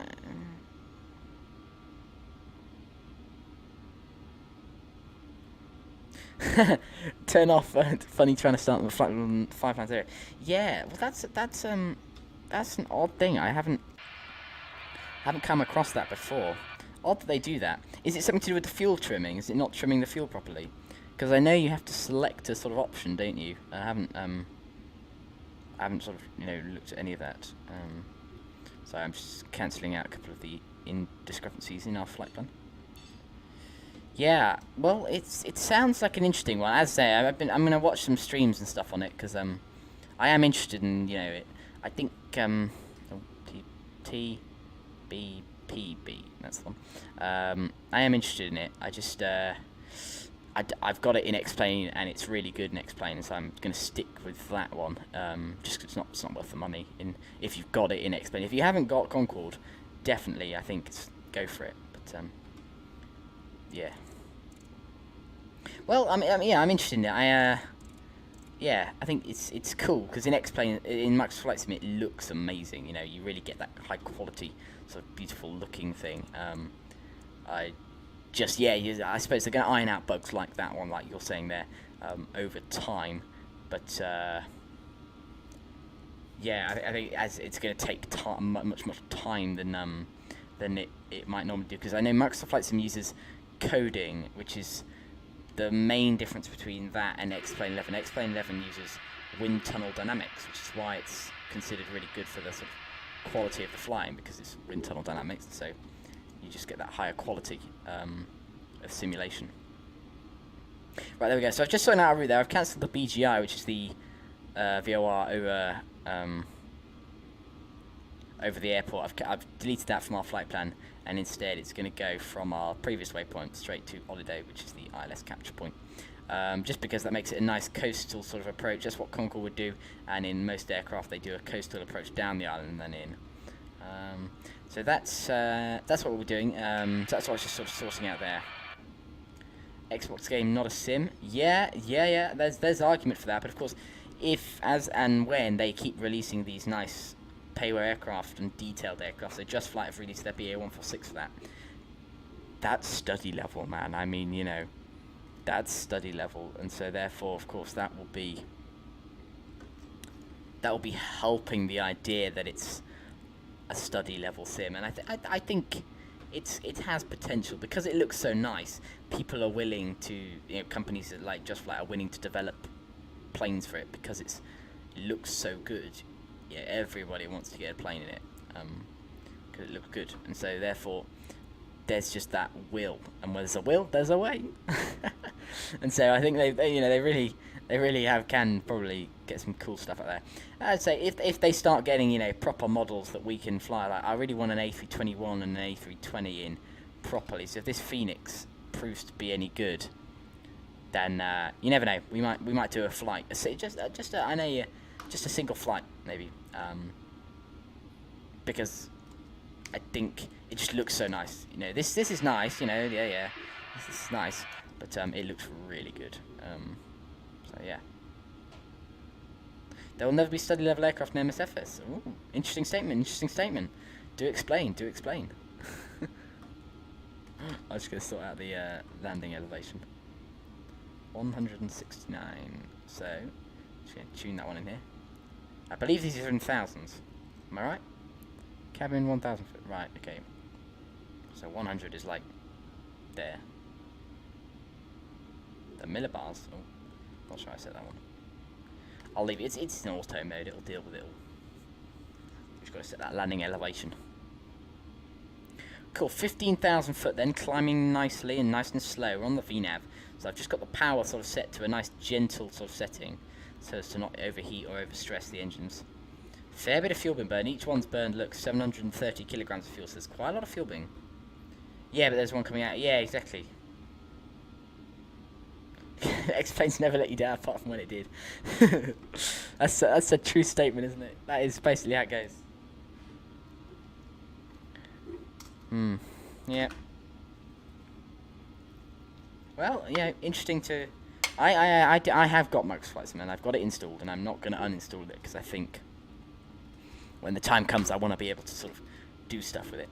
Right, I'm just going to be eating food, so I'll just be muted, but I am right here. It's not a snack, no, it's Casey, I'm sure you'll say, but it is dinner, so that's fine.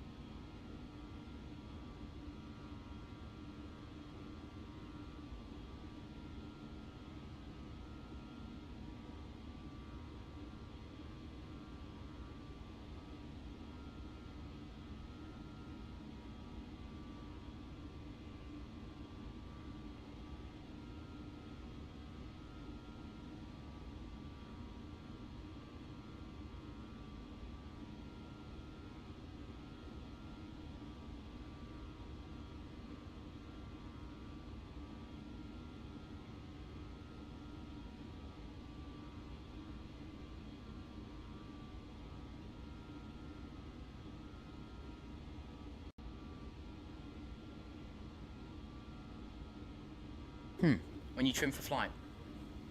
Yeah, yeah. Yeah, whole flight gets glitchy. Ah, yeah.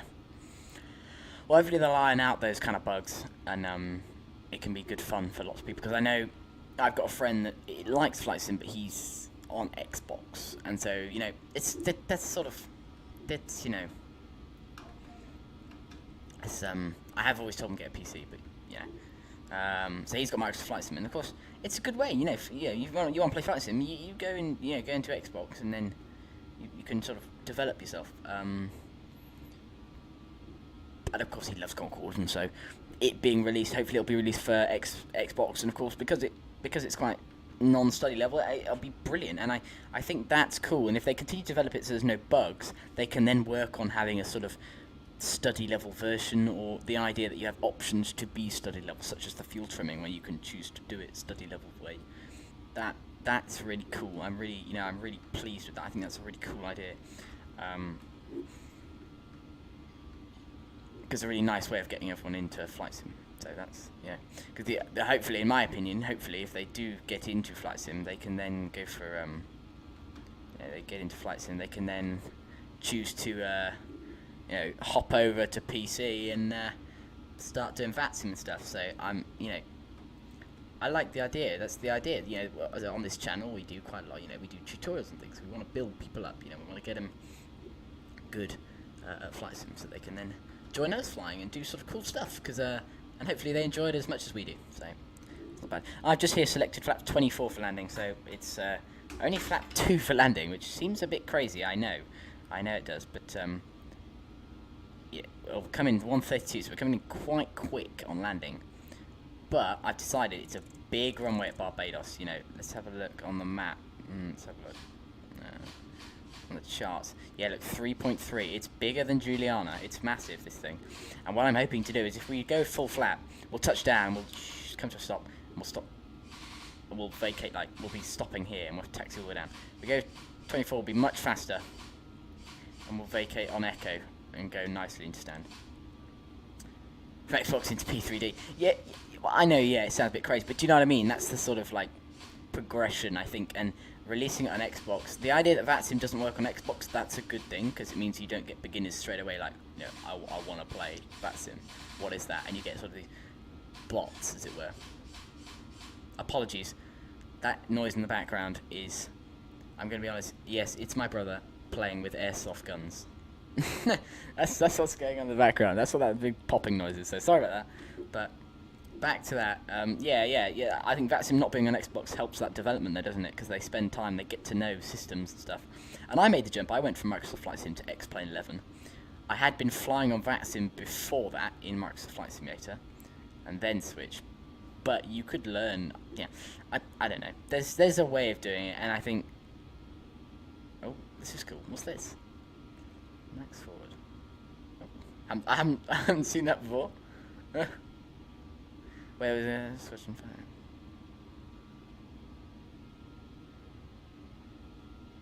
Introduce him to the Iron Age. Yeah.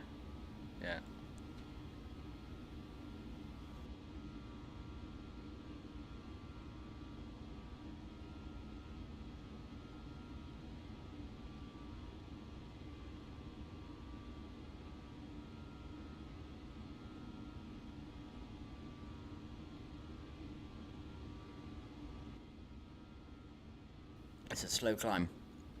We're building up, but it is pretty slow. Not going that quick, and that's not a problem, but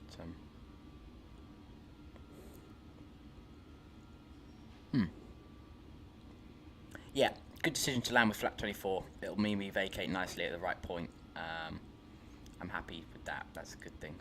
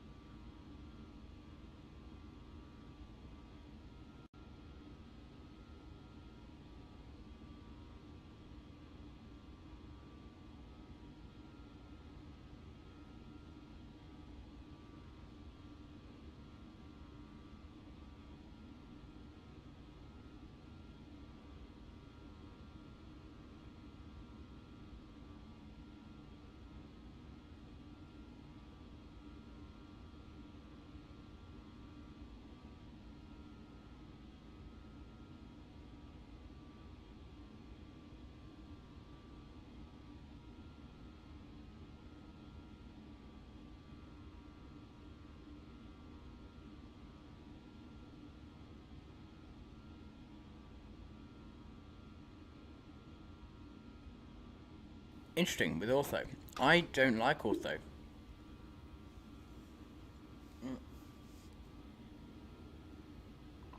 I agree it can look good if you get the 3D modelling right on it, but for me, I'm not a huge fan of it. I think it makes it look a bit ugly in some cases, and actually,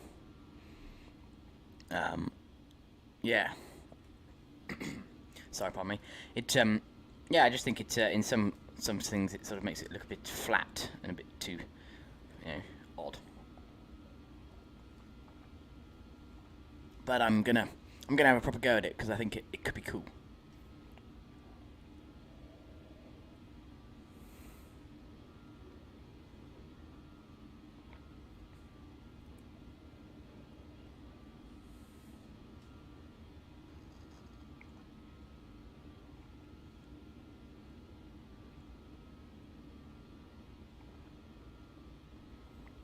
I had a very sketchy departure yesterday. Earlier today, sorry, I was flying the Airbus A320, I was flying Concorde, actually. I'm doing a little circuit East Midlands just to practice my landings. And, I took off. Now my keyboard mouse died, so I couldn't click anything. It all went very wrong from there. It all went pretty bad. A cup holder, a vital piece of equipment. Get the first officers out too.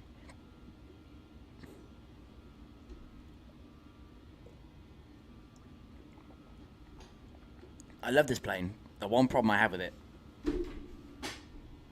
is the yoke. I know it's before fly-by-wire and that, but put it there, put a stick there. Much better way, in my opinion, of course, of flying. It's much better way, much better. So if they can do that, that'd be better.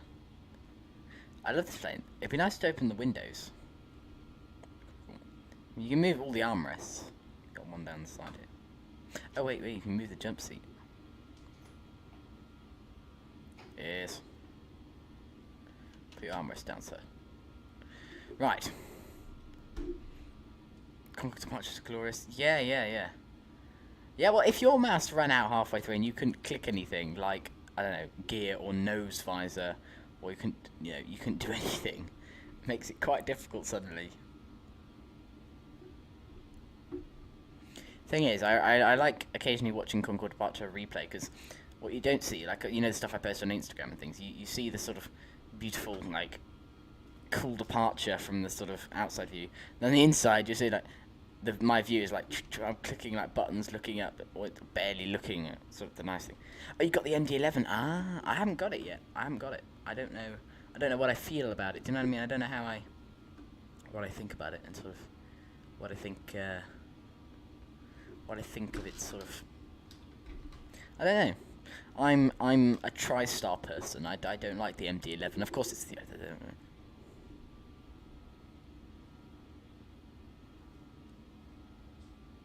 Your mind. I don't know. I like the TriStar is very nice. Actually, let me have a look. I want to know. Oh, and what's it's just like stop there VC10 for XPlane 11. I'm gutted at that. I really am like sad at that. Because I was that would have been so cool. That would have been so cool. I mean, yeah, there are freeware planes, of course, as always, and it's got 2D flight deck. Ooh, no.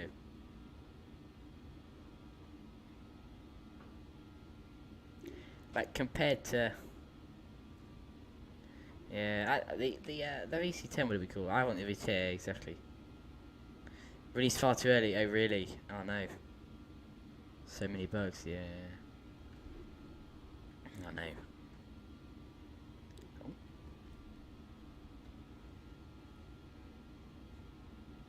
TriStar, what for?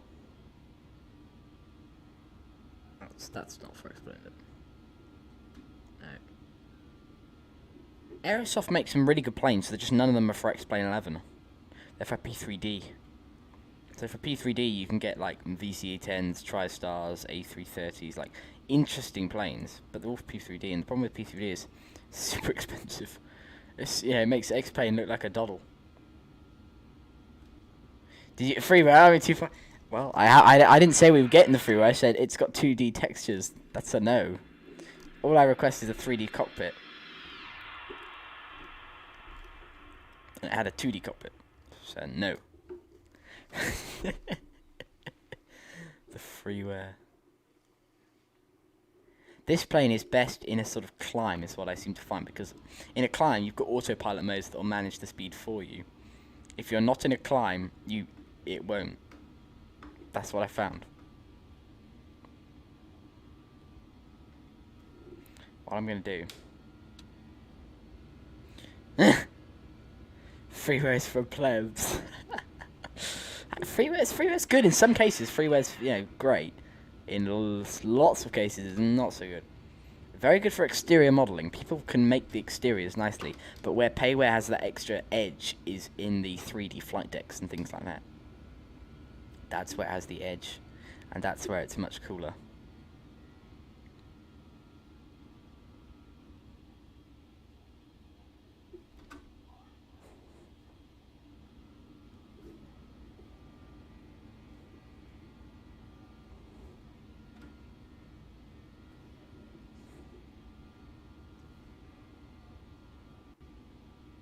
No freeware on my SSD. Oh wow. Okay. Okay. I think I've got a couple. There's a nice glider that replaces the ASK21, which is available currently. This is the default one. It replaces that, and I like it because the current one is bad. So it just replaces that, and so I like that one. That's the one good. That's one of the good freewares I got. I like that one a lot. Right, it's in IAS mode now, so it's sort of holding based on the current speed, which I prefer that to VNav, because by using this one, I know I'm going to hold the speed I want. So that's much better. Well, I thought we were going to be landing about 8 o'clock, but it's going to be a lot further than that. Just kidding, good freeware out there. Yeah, there isn't there. This is a very long stream. We started almost 2 hours ago. This is it's fairly long. Of course, 5:30. It's 7:30. Goodness me. How are the engine sounds? And said glider. Very funny. Very funny. Right, back in a couple of minutes, guys. I'm gonna go grab a little food. Not a snack. Not a food. Just food.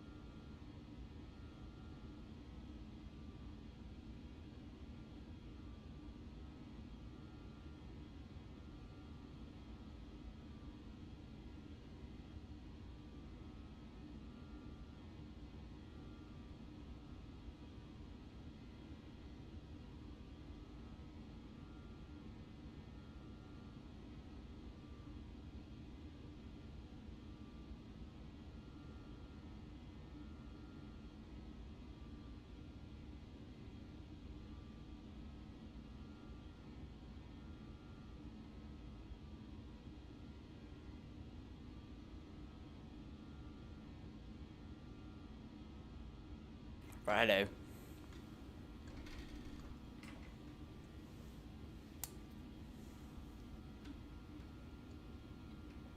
Back. It's nearly 15 minutes.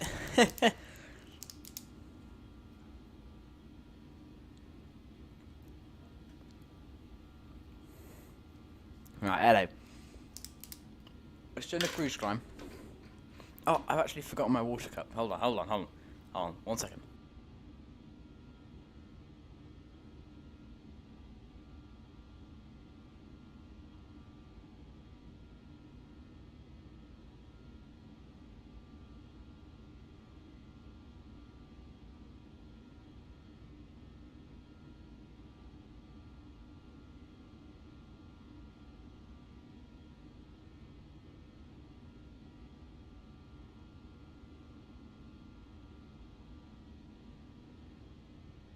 Right, sorry, there we go. That's good. Fuck my water. And if yeah, eerie silence. It's not a chocolate bar. It's not a chocolate bar. I promise. It was my water. Oh, the autopilot's gone now. Get back on.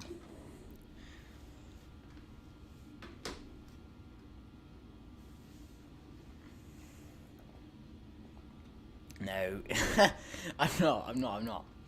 I was there's an interesting documentary on actually that I was interested in, but of course that's not, you know. Right. Oh, we're well over halfway actually now. We're almost there.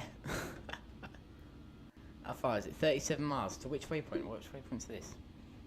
This is that waypoint. I can't remember the name. Sexton. Where is that? Must be sort of ahead of us somewhere. Is it that one there? Where is it?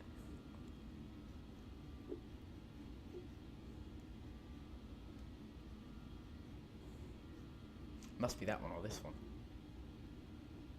No.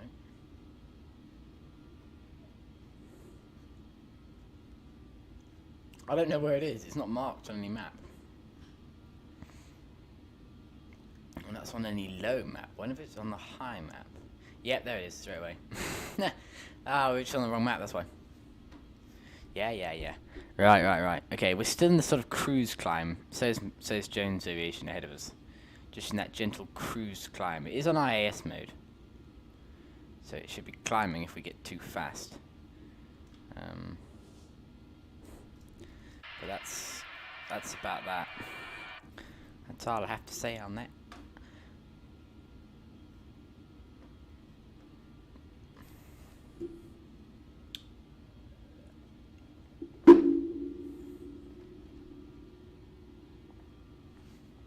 You just fly it in manually. That's you. Well, I'm all for flying it in manual. I just I like to have the route set up. I think that's interesting. Anyway, do any of you have DCS? Because I've sort of recently gone into it. Since when? What? Last week? Yeah, last weekend. I sort of really got into DCS, and I've been I've really got into DCS, and yeah, I've been using it almost constantly at the moment, and because I think it's really good game. Sorry, simulator, and it's fascinating me. But I'm not very good, but I just find it interesting, you know. I don't pretend to be very good at all. I just find it interesting, and good fun. I can fly the plane, but I just keep getting shot down. Especially sort of like the proper multiplayer, even in the training service where like everyone's supposed to be noobs, I get shot down very fast.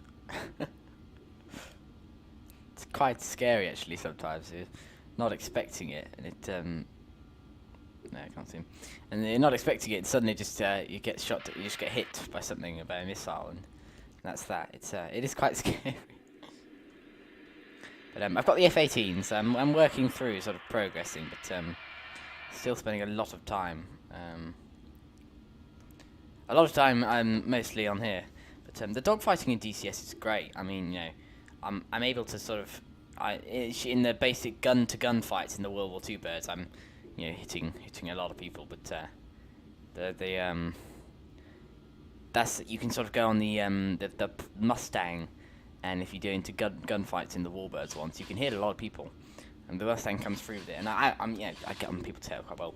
But the missiles, when you go into the F-18 worlds, the missiles just go. Oh gosh, you're doing like Mach 1, and suddenly just a missile next to you, and you're just like, oh yeah, it's over. Fledget Line, greetings from the sky. You're flying well. Currently 300 miles north to the north of Puerto Rico. Oh, lovely. That sounds nice. How's that going? What are you flying then?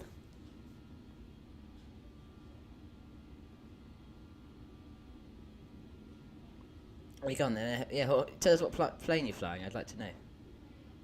What's this? What's this? If there's no Concorde with rockets on the wings, I'm not playing. Cadet to be a defence force. Oh yeah, that'd be funny, wouldn't it? Yes, yeah.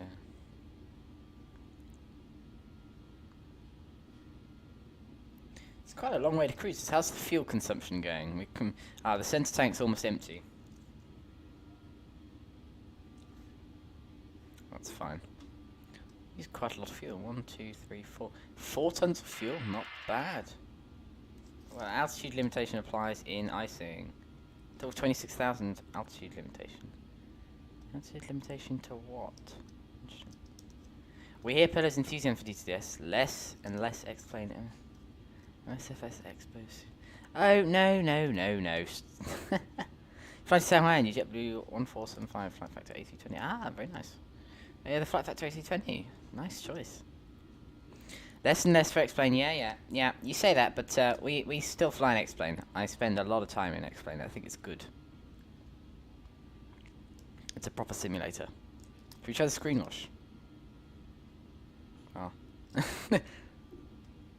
Even though there's no chance of rain going into the ye old what's its face. That's fine.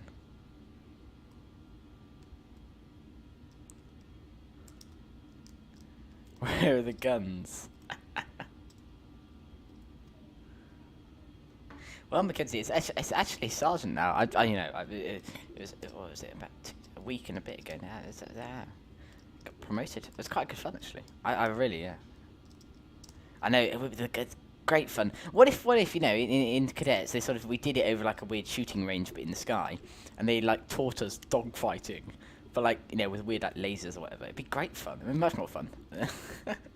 The basic sort of loop they do. They take you up and they just do a loop, and you're like, that's fun, sure. I always think the landing and takeoffs when you do these sort of experience flights are much more fun than the actual experience, as it were. But that's just me. I just think it's much more fun, isn't it? That's the sort of it's the exciting bit. Anyone can do a barrel roll, and it's good fun to do the landing and takeoff. That's interesting. So standard 3-3 cabin configuration then in the aircraft. That's fairly normal. There's nothing sort of special about that. The actual emergency exits in this aircraft I need to have a look at because they're not labelled on here. Of course you've got the one blanketed off there. I'm not sure why that one's actually not got a window. I'd be disappointed as a passenger. I assume it's because the engine's right there. Because the engine's there. So then of course here, you go out, you get right next to here is second stage compression. I imagine if there's something goes wrong, the immediate sort of explosion comes straight towards that window. I don't know, something like that. I'd assume it's probably safety reason. And then we move towards the back then. The overwing emergency exits, even though they're underwing emergency exits, there's 2 look blanketed out. I know, there's 1. The emergency exits aren't sort of marked on here, but I assume they are sort of in the same place they normally are, just sort of just hidden, I guess, not labelled on here. And then we have the 2 at the back. Now this is interesting. It's because it gets narrower. The plane actually by this point is getting narrow, and so there's no longer the space. You can see it if we go along the window here. If I can look down, you'll see it getting narrower. We sit here. Look. Can you see it curling in slightly? See it sort of curling in around like that. It gets too narrow to be able to have the other seats, so they actually shrink. And especially on this side. This side they managed to still keep 3 in, but they drop down to 2 here as well. Look, wow, it goes very funny on this side. They got 2, so that one's got that guy's got loads of leg room. Wow, This is the best seat in the house, this one, look. This is brilliant, this is. In this seat, look, you've got, like, loads of leg room. This is the best seat, for sure. I think I'd set myself up here on this plane. Oh, and funnily enough, it's where my wing view is. Oh, that's quite cool. I like that one. That's a good seat. Whereas if you're on this side, look, you just got this standard 3-3. Then, of course, standard 3-3 again here. But then there's 2-2 here. I would have said it curls the same amount inwards either side. Obviously not. I mean, I don't know. Is there a toilet we can go in at the back here? If we go in here? Oh no, just the back of the plane. Although if you go through, you can go see all the mechanism that works at the back here. So there's a lot of noise, but they have modelled it all in. And you can see it's all these sort of mechanics of the spoiler, which if we deploy, you'll see work. It's quite cool. Very cool indeed, actually. Right, where are you going? Look at it going round and round in circles. Silly little thing. Olido not found. Oh, wow. Okay, well, let's go to Exilla then. Come on. No, not a me 09. Right, go right. Oh, yeah. It's a difficult plane here, isn't it? When it started making the right left-hand turn, I thought, oh, yeah, where's the gain now? No, it's just doing a circle because it can. Sure. Right, legs. Where do I want to go? Exilla. Up to the top then. Erase. No, I asked for Exilla. Come on. Olido. Top. Yeah, that's the one. Exilla. How far to Exilla? 79 miles. Fine. Right, so that's going to make things a little bit more difficult now. Because, of course, Exilla is slightly closer. It's going to be quite tight, late turn to finals. And we have to be 2,000 now. We are still above the glide slope, so that's fine. Alright. I wonder if we can get to Bannock.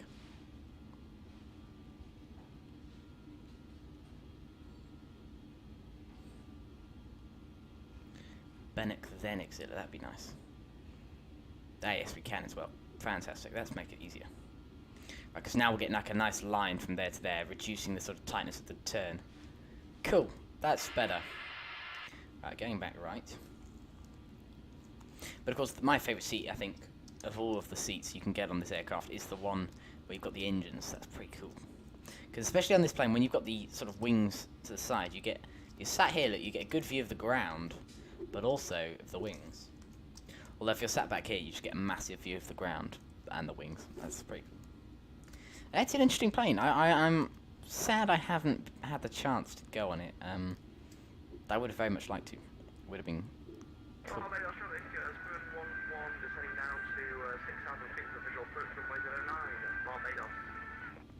Can you hear what's in the background? I was like, Jason, I'm sorry, we know that's you. That was brilliant.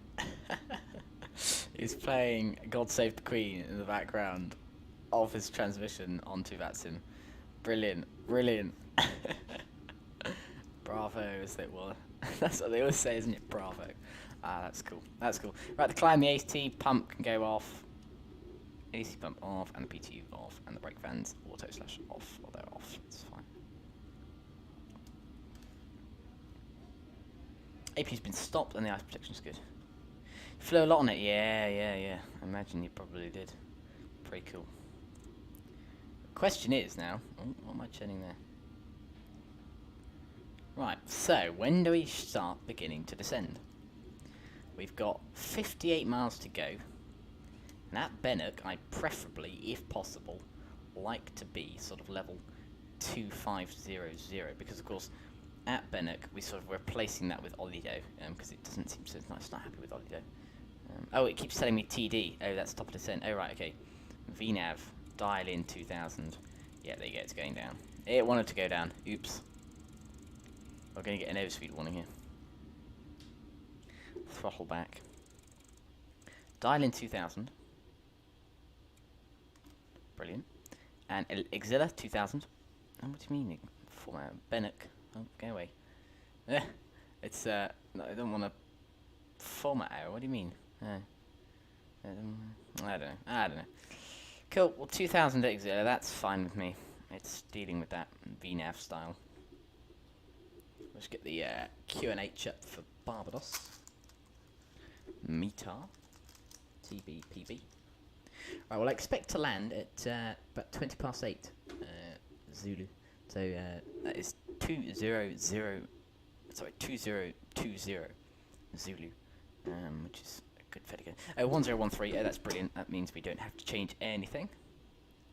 I sounded weirdly posh there. Oh, that's brilliant. I didn't mean to sound like that. Cool. Well, that's all good then. So it's descending on VNAV. I don't. In real life, the very different variations of planes. So we're in the BAE 146. If you're in the Avro RJ, that had full-on auto throttle. It's sort of updated model. So it's a bit more like an A320.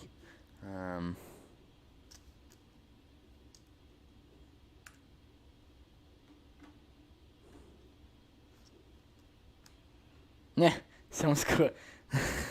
That's. Oh god, that's bad. That's bad. Oh no. Right. Blue means you're above. Green means they're below. Wow. Interesting. And Mackenzie, are you going to BGI then? Are you going to Bravo Golf India? This is the Bridgetown VOR. So are you going straight to the airport's VOR? And then from there, because we're going sort of towards the ILS one and then in. Okay. Okay, we'll just slow her up then. I don't want to get in the way of you.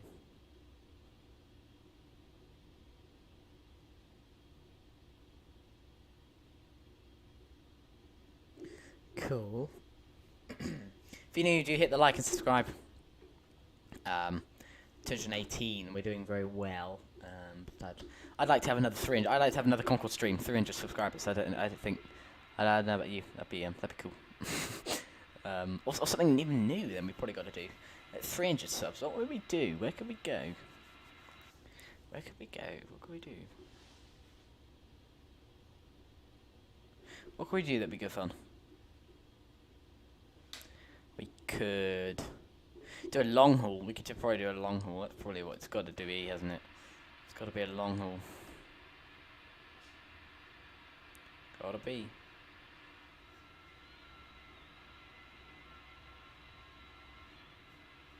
We're descending through sort of thin layers of cloud here. It's quite good fun, that. Oh, there you go. Mackenzie's dropping like a rock now. Look at that. That's descending quickly, he is. That's faster than I'm descending. That's properly quick. He's already down at 9,000. Wow. Really slammed on the brakes there, didn't you? Well, we're going a more sort of cautious descent. You know, take it down nice and slow. It's a shame we're not landing before you. I'd like to see the landing. Alright. It's a fairly, like, you know, compared to the window size, like it's a big fuselage. I love this plane. I really do. Very nice indeed. We better keep zooming in. It's our plane better increase its descent rate soon, actually, too, because we are high and fast. Speed-wise, it's a bit like a brick. It can slow down pretty quickly as soon as you put up the brakes. So we literally, if we're at 60, you know, what are we at? N2, our N1 levels.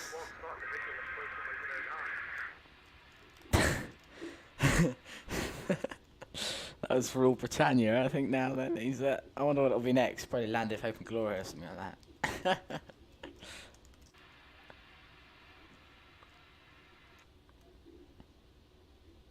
I love the shimmering effect of the engine's heat. Look over the wing. That's cool. Lots of planes do it, I know, and it's an X-plane thing, but still looks cool. So that's nice.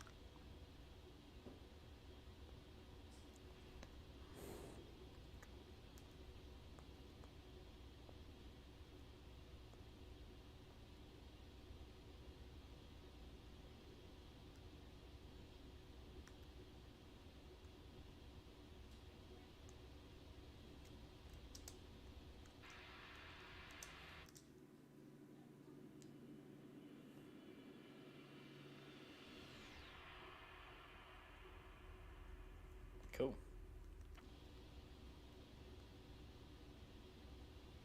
Right, I'm going down. The speed's building up a little bit.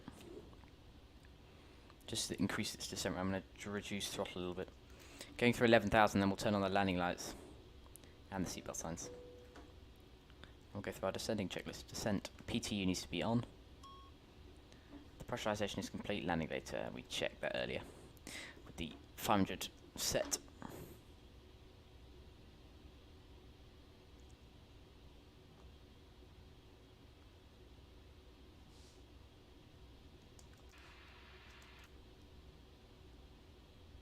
Oh, what's it doing now? Oh, it's trying to slow down. Let me deal with that. Keep descending, laddie. We're high and we're fast. Mind you, we're not that high anymore, actually. Right, 250. Battle up.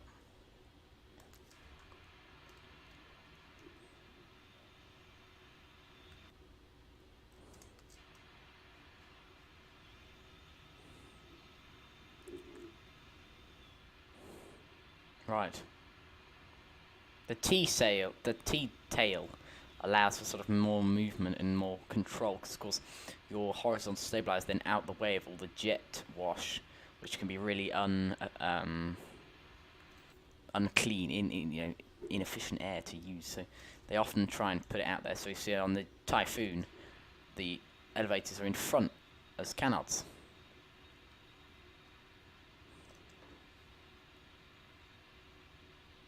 Yeah, Jones flies straight. Oh no, we're not so straight. Is it not a straight line? Oh no. Barbados traffic 211, join final runway 09, visual approach, Barbados.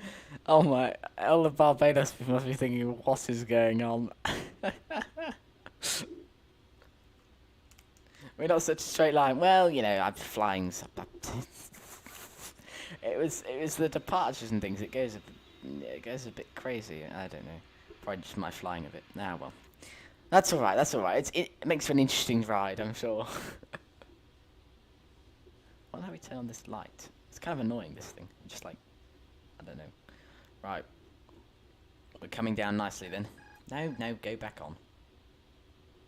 I accidentally touched the rudder pedals there. Disengage the autopilot straight off. Let's just check. Yeah. We got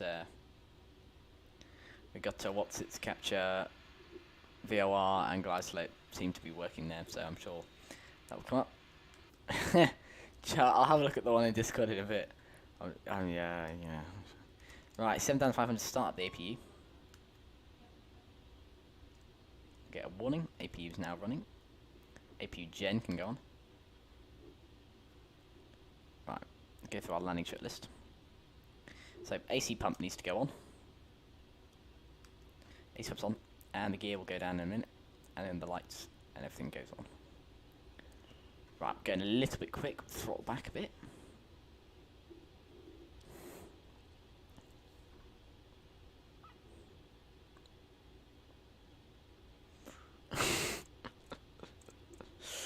As long as the touchdown's the butter, we don't complain. Yeah, and yeah. Well, hopefully.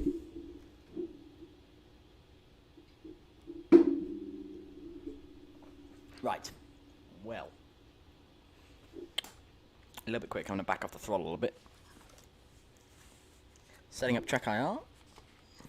There we go.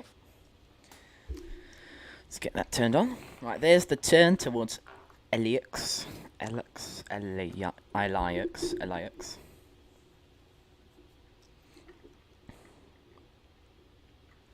Okay. Right.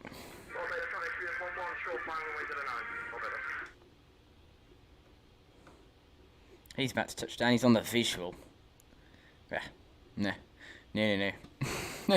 There's an ILS available. Well, I might as well use it. Okay. There we go. Heading towards LAX. So 7 miles to run till LAX. And at LAX, you're then 10 from the runway. Oh, there's the airport now coming into sight. Right, so what we do want to have is about flap 1 by this point. But of course, there isn't like a slat in this thing. So flap 1 in ours is equivalent to that. Oh god, it's gone laggy there. It's equivalent to about flap 2 in the real world. Because of the sort of way... Oh goodness me. Frames have dropped suddenly. It's not happy with the rain. The rain, man, it's causing all sorts of problems with Pillow's machine. Oh no. Don't disconnect now, I was going to say, we're so close. That was weird. I didn't think there was that bad a cloud. Okay. That was really weird. Right, about to establish RNAV BOR lock. Localizer armed. Right, we're slowing back then.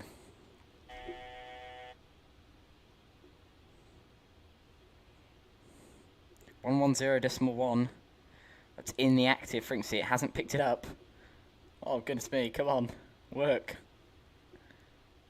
I'm going to increase the descent rate a bit by just sort of doing that. Let it deal with the problems with that causes.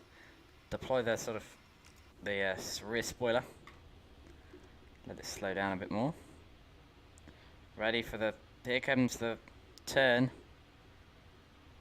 Oh. Localizer captured. Localizer captured. Right, spoilers back in. Slowing down. We want flat 18 any minute now. Should be going down with the glide slope now. 205, select flaps 18. I'll take manual control because it's not going down. Autopilot disconnected. We can do this manually, I suppose. I say I'm all, setting up properly, and then we'll just go manual if it needs to be. I found this at Barbados a lot, even in the tallest A340 when I landed it here a while ago. And the glide slope doesn't often capture.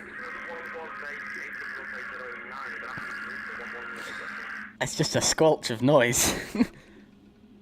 Hydraulic warning, that's just because we've got the throttles on low. It's not happy with me. Below 205, select gear down.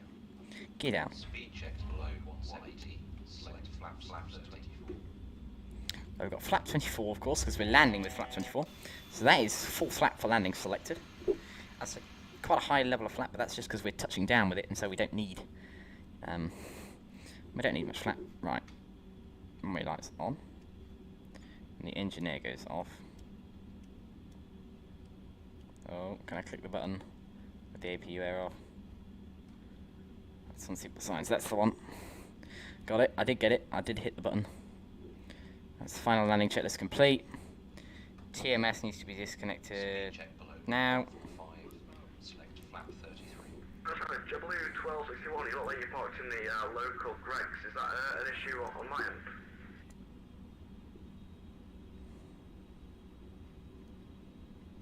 Okay, here we go. Coming in nicely.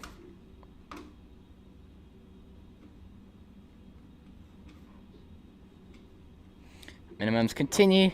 I pitch the nose up slightly and apply a bit of throttle. Quite close to the stall point here. With flaps 24, it's quite a high stall. But that's fine. I mean, we're going to use a bit of runway and we'll vacate nicely on the fast exit. And that's the idea. Hopefully that works. Touchdown zone is a fair way down the runway, so I'm just looking at that now. And sort of, there's 2 reds, 2 whites. Oh, 3 whites, 1 red. A bit lower. And then we're past the pappies now, so you can't use them. You have to go visual. Reduce the throttle a bit. Rainy at Barbados today.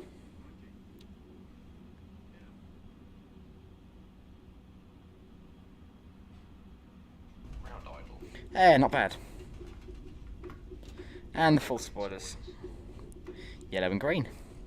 And the speed's coming off, no brakes. I'm not applying brakes. I'm going to let the speed slow down just gently with the spoilers. So that's quite a nice way of slowing down. And then we'll apply the brakes now, and brake pressure seen, 80 knots. 80. Nicely slowing down. Here's the quick exit. We are looking to make this turn.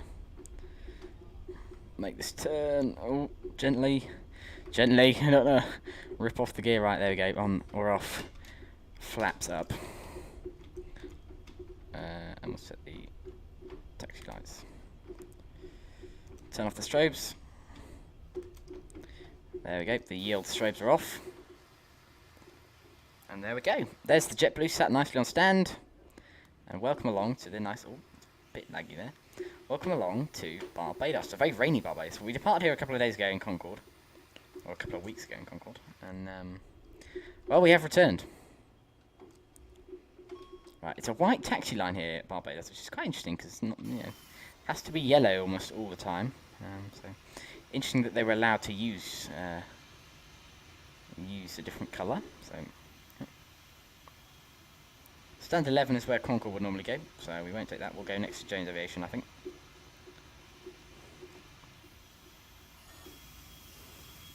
I didn't make a call on vatsim. That's the one couple of errors I've made there. Right, AP is running. Air's off. I'll go through a quick after landing checklist. Suppose all the strobes are off. TMS is off. Standby off. Engine anti-ice needs to go on.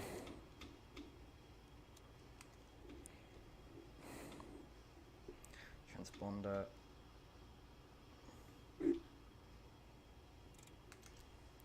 Transponder off, and we'll turn on to stand 14. Right at the end, a bit of a walk for passengers, which in the rain is not good. But there is a sort of tunnel, I think. Yeah, there's a undercover little bit you can go through, so I'll send them through that. Cool, we're on stand. A bit of throttle to get it into stand. But here we are, ladies and gentlemen. Welcome. Welcome to Barbados. Not a bad landing. And time of landing there was 8:20, exactly as I was hoping for. So that's only a guess, but not a bad one at that.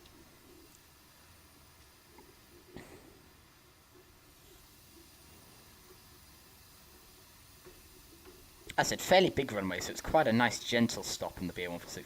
In our next streams we do with it, we will take it into more extravagant places, but for this one that was quite good fun. And there go all the engines there. So the screen heats can come off.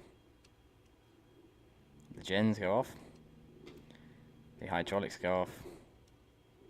And you hear that sort of dog barking, they call it. That's doing that because as the engines have now gone off, there's no longer the pressurizing that there was from the hydraulics from the engine system. So that has to come instead from the... I'm Barbados 611 logging off now. Thank you for flying with us. How are you? Question. Oh, God. American 1154. Boy. Right, well, shall we have a quick look at the replay then? We'll disconnect from that. That was not bad, I don't think. That was pretty cool. That was pretty good indeed. Let's have a look-see then. Okay. Alright. There we go, that's gone. Replay mode. Let's have with 3 hours 44 minutes we've been logged on. Wow, okay. That's a long time. So yeah, flat 24. So that made things interesting because, of course, the less lift, a lot less lift. Oh, pause it there. Zoom in on that one. Let's have a look, see. Here it comes. Here it comes across the threshold. Oh, flare, bit of float, and then it started to drop. I probably should have flared a bit more there when it started to drop. Do you notice that? So we had the initial flare, because you always tell me I don't flare, so I flared at this point to try and delay that sort of thing. And as we flared, I flared too much, so we floated. And then, of course, there's the drop. So there, it started to drop just there. And because it dropped, I didn't counteract with more flare. I knew it at the time I did it. I didn't counteract with more flare. If counteract with more flare had been used, it would have been possible to stop sort of easier. Yeah, it would have been nice. It would have been a nice landing, but that's all right.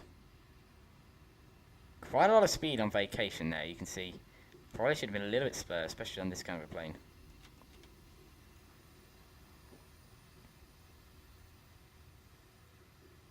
That's all right. I think we got, what did we get? We got like 200 feet per minute or something. That's all right. I don't mind that. But on a long runway, we really should be getting like nicer feet per minute. I get there. I get there. You know me. It's just the practice and stuff. All right, let's click play. Oh, how'd it go?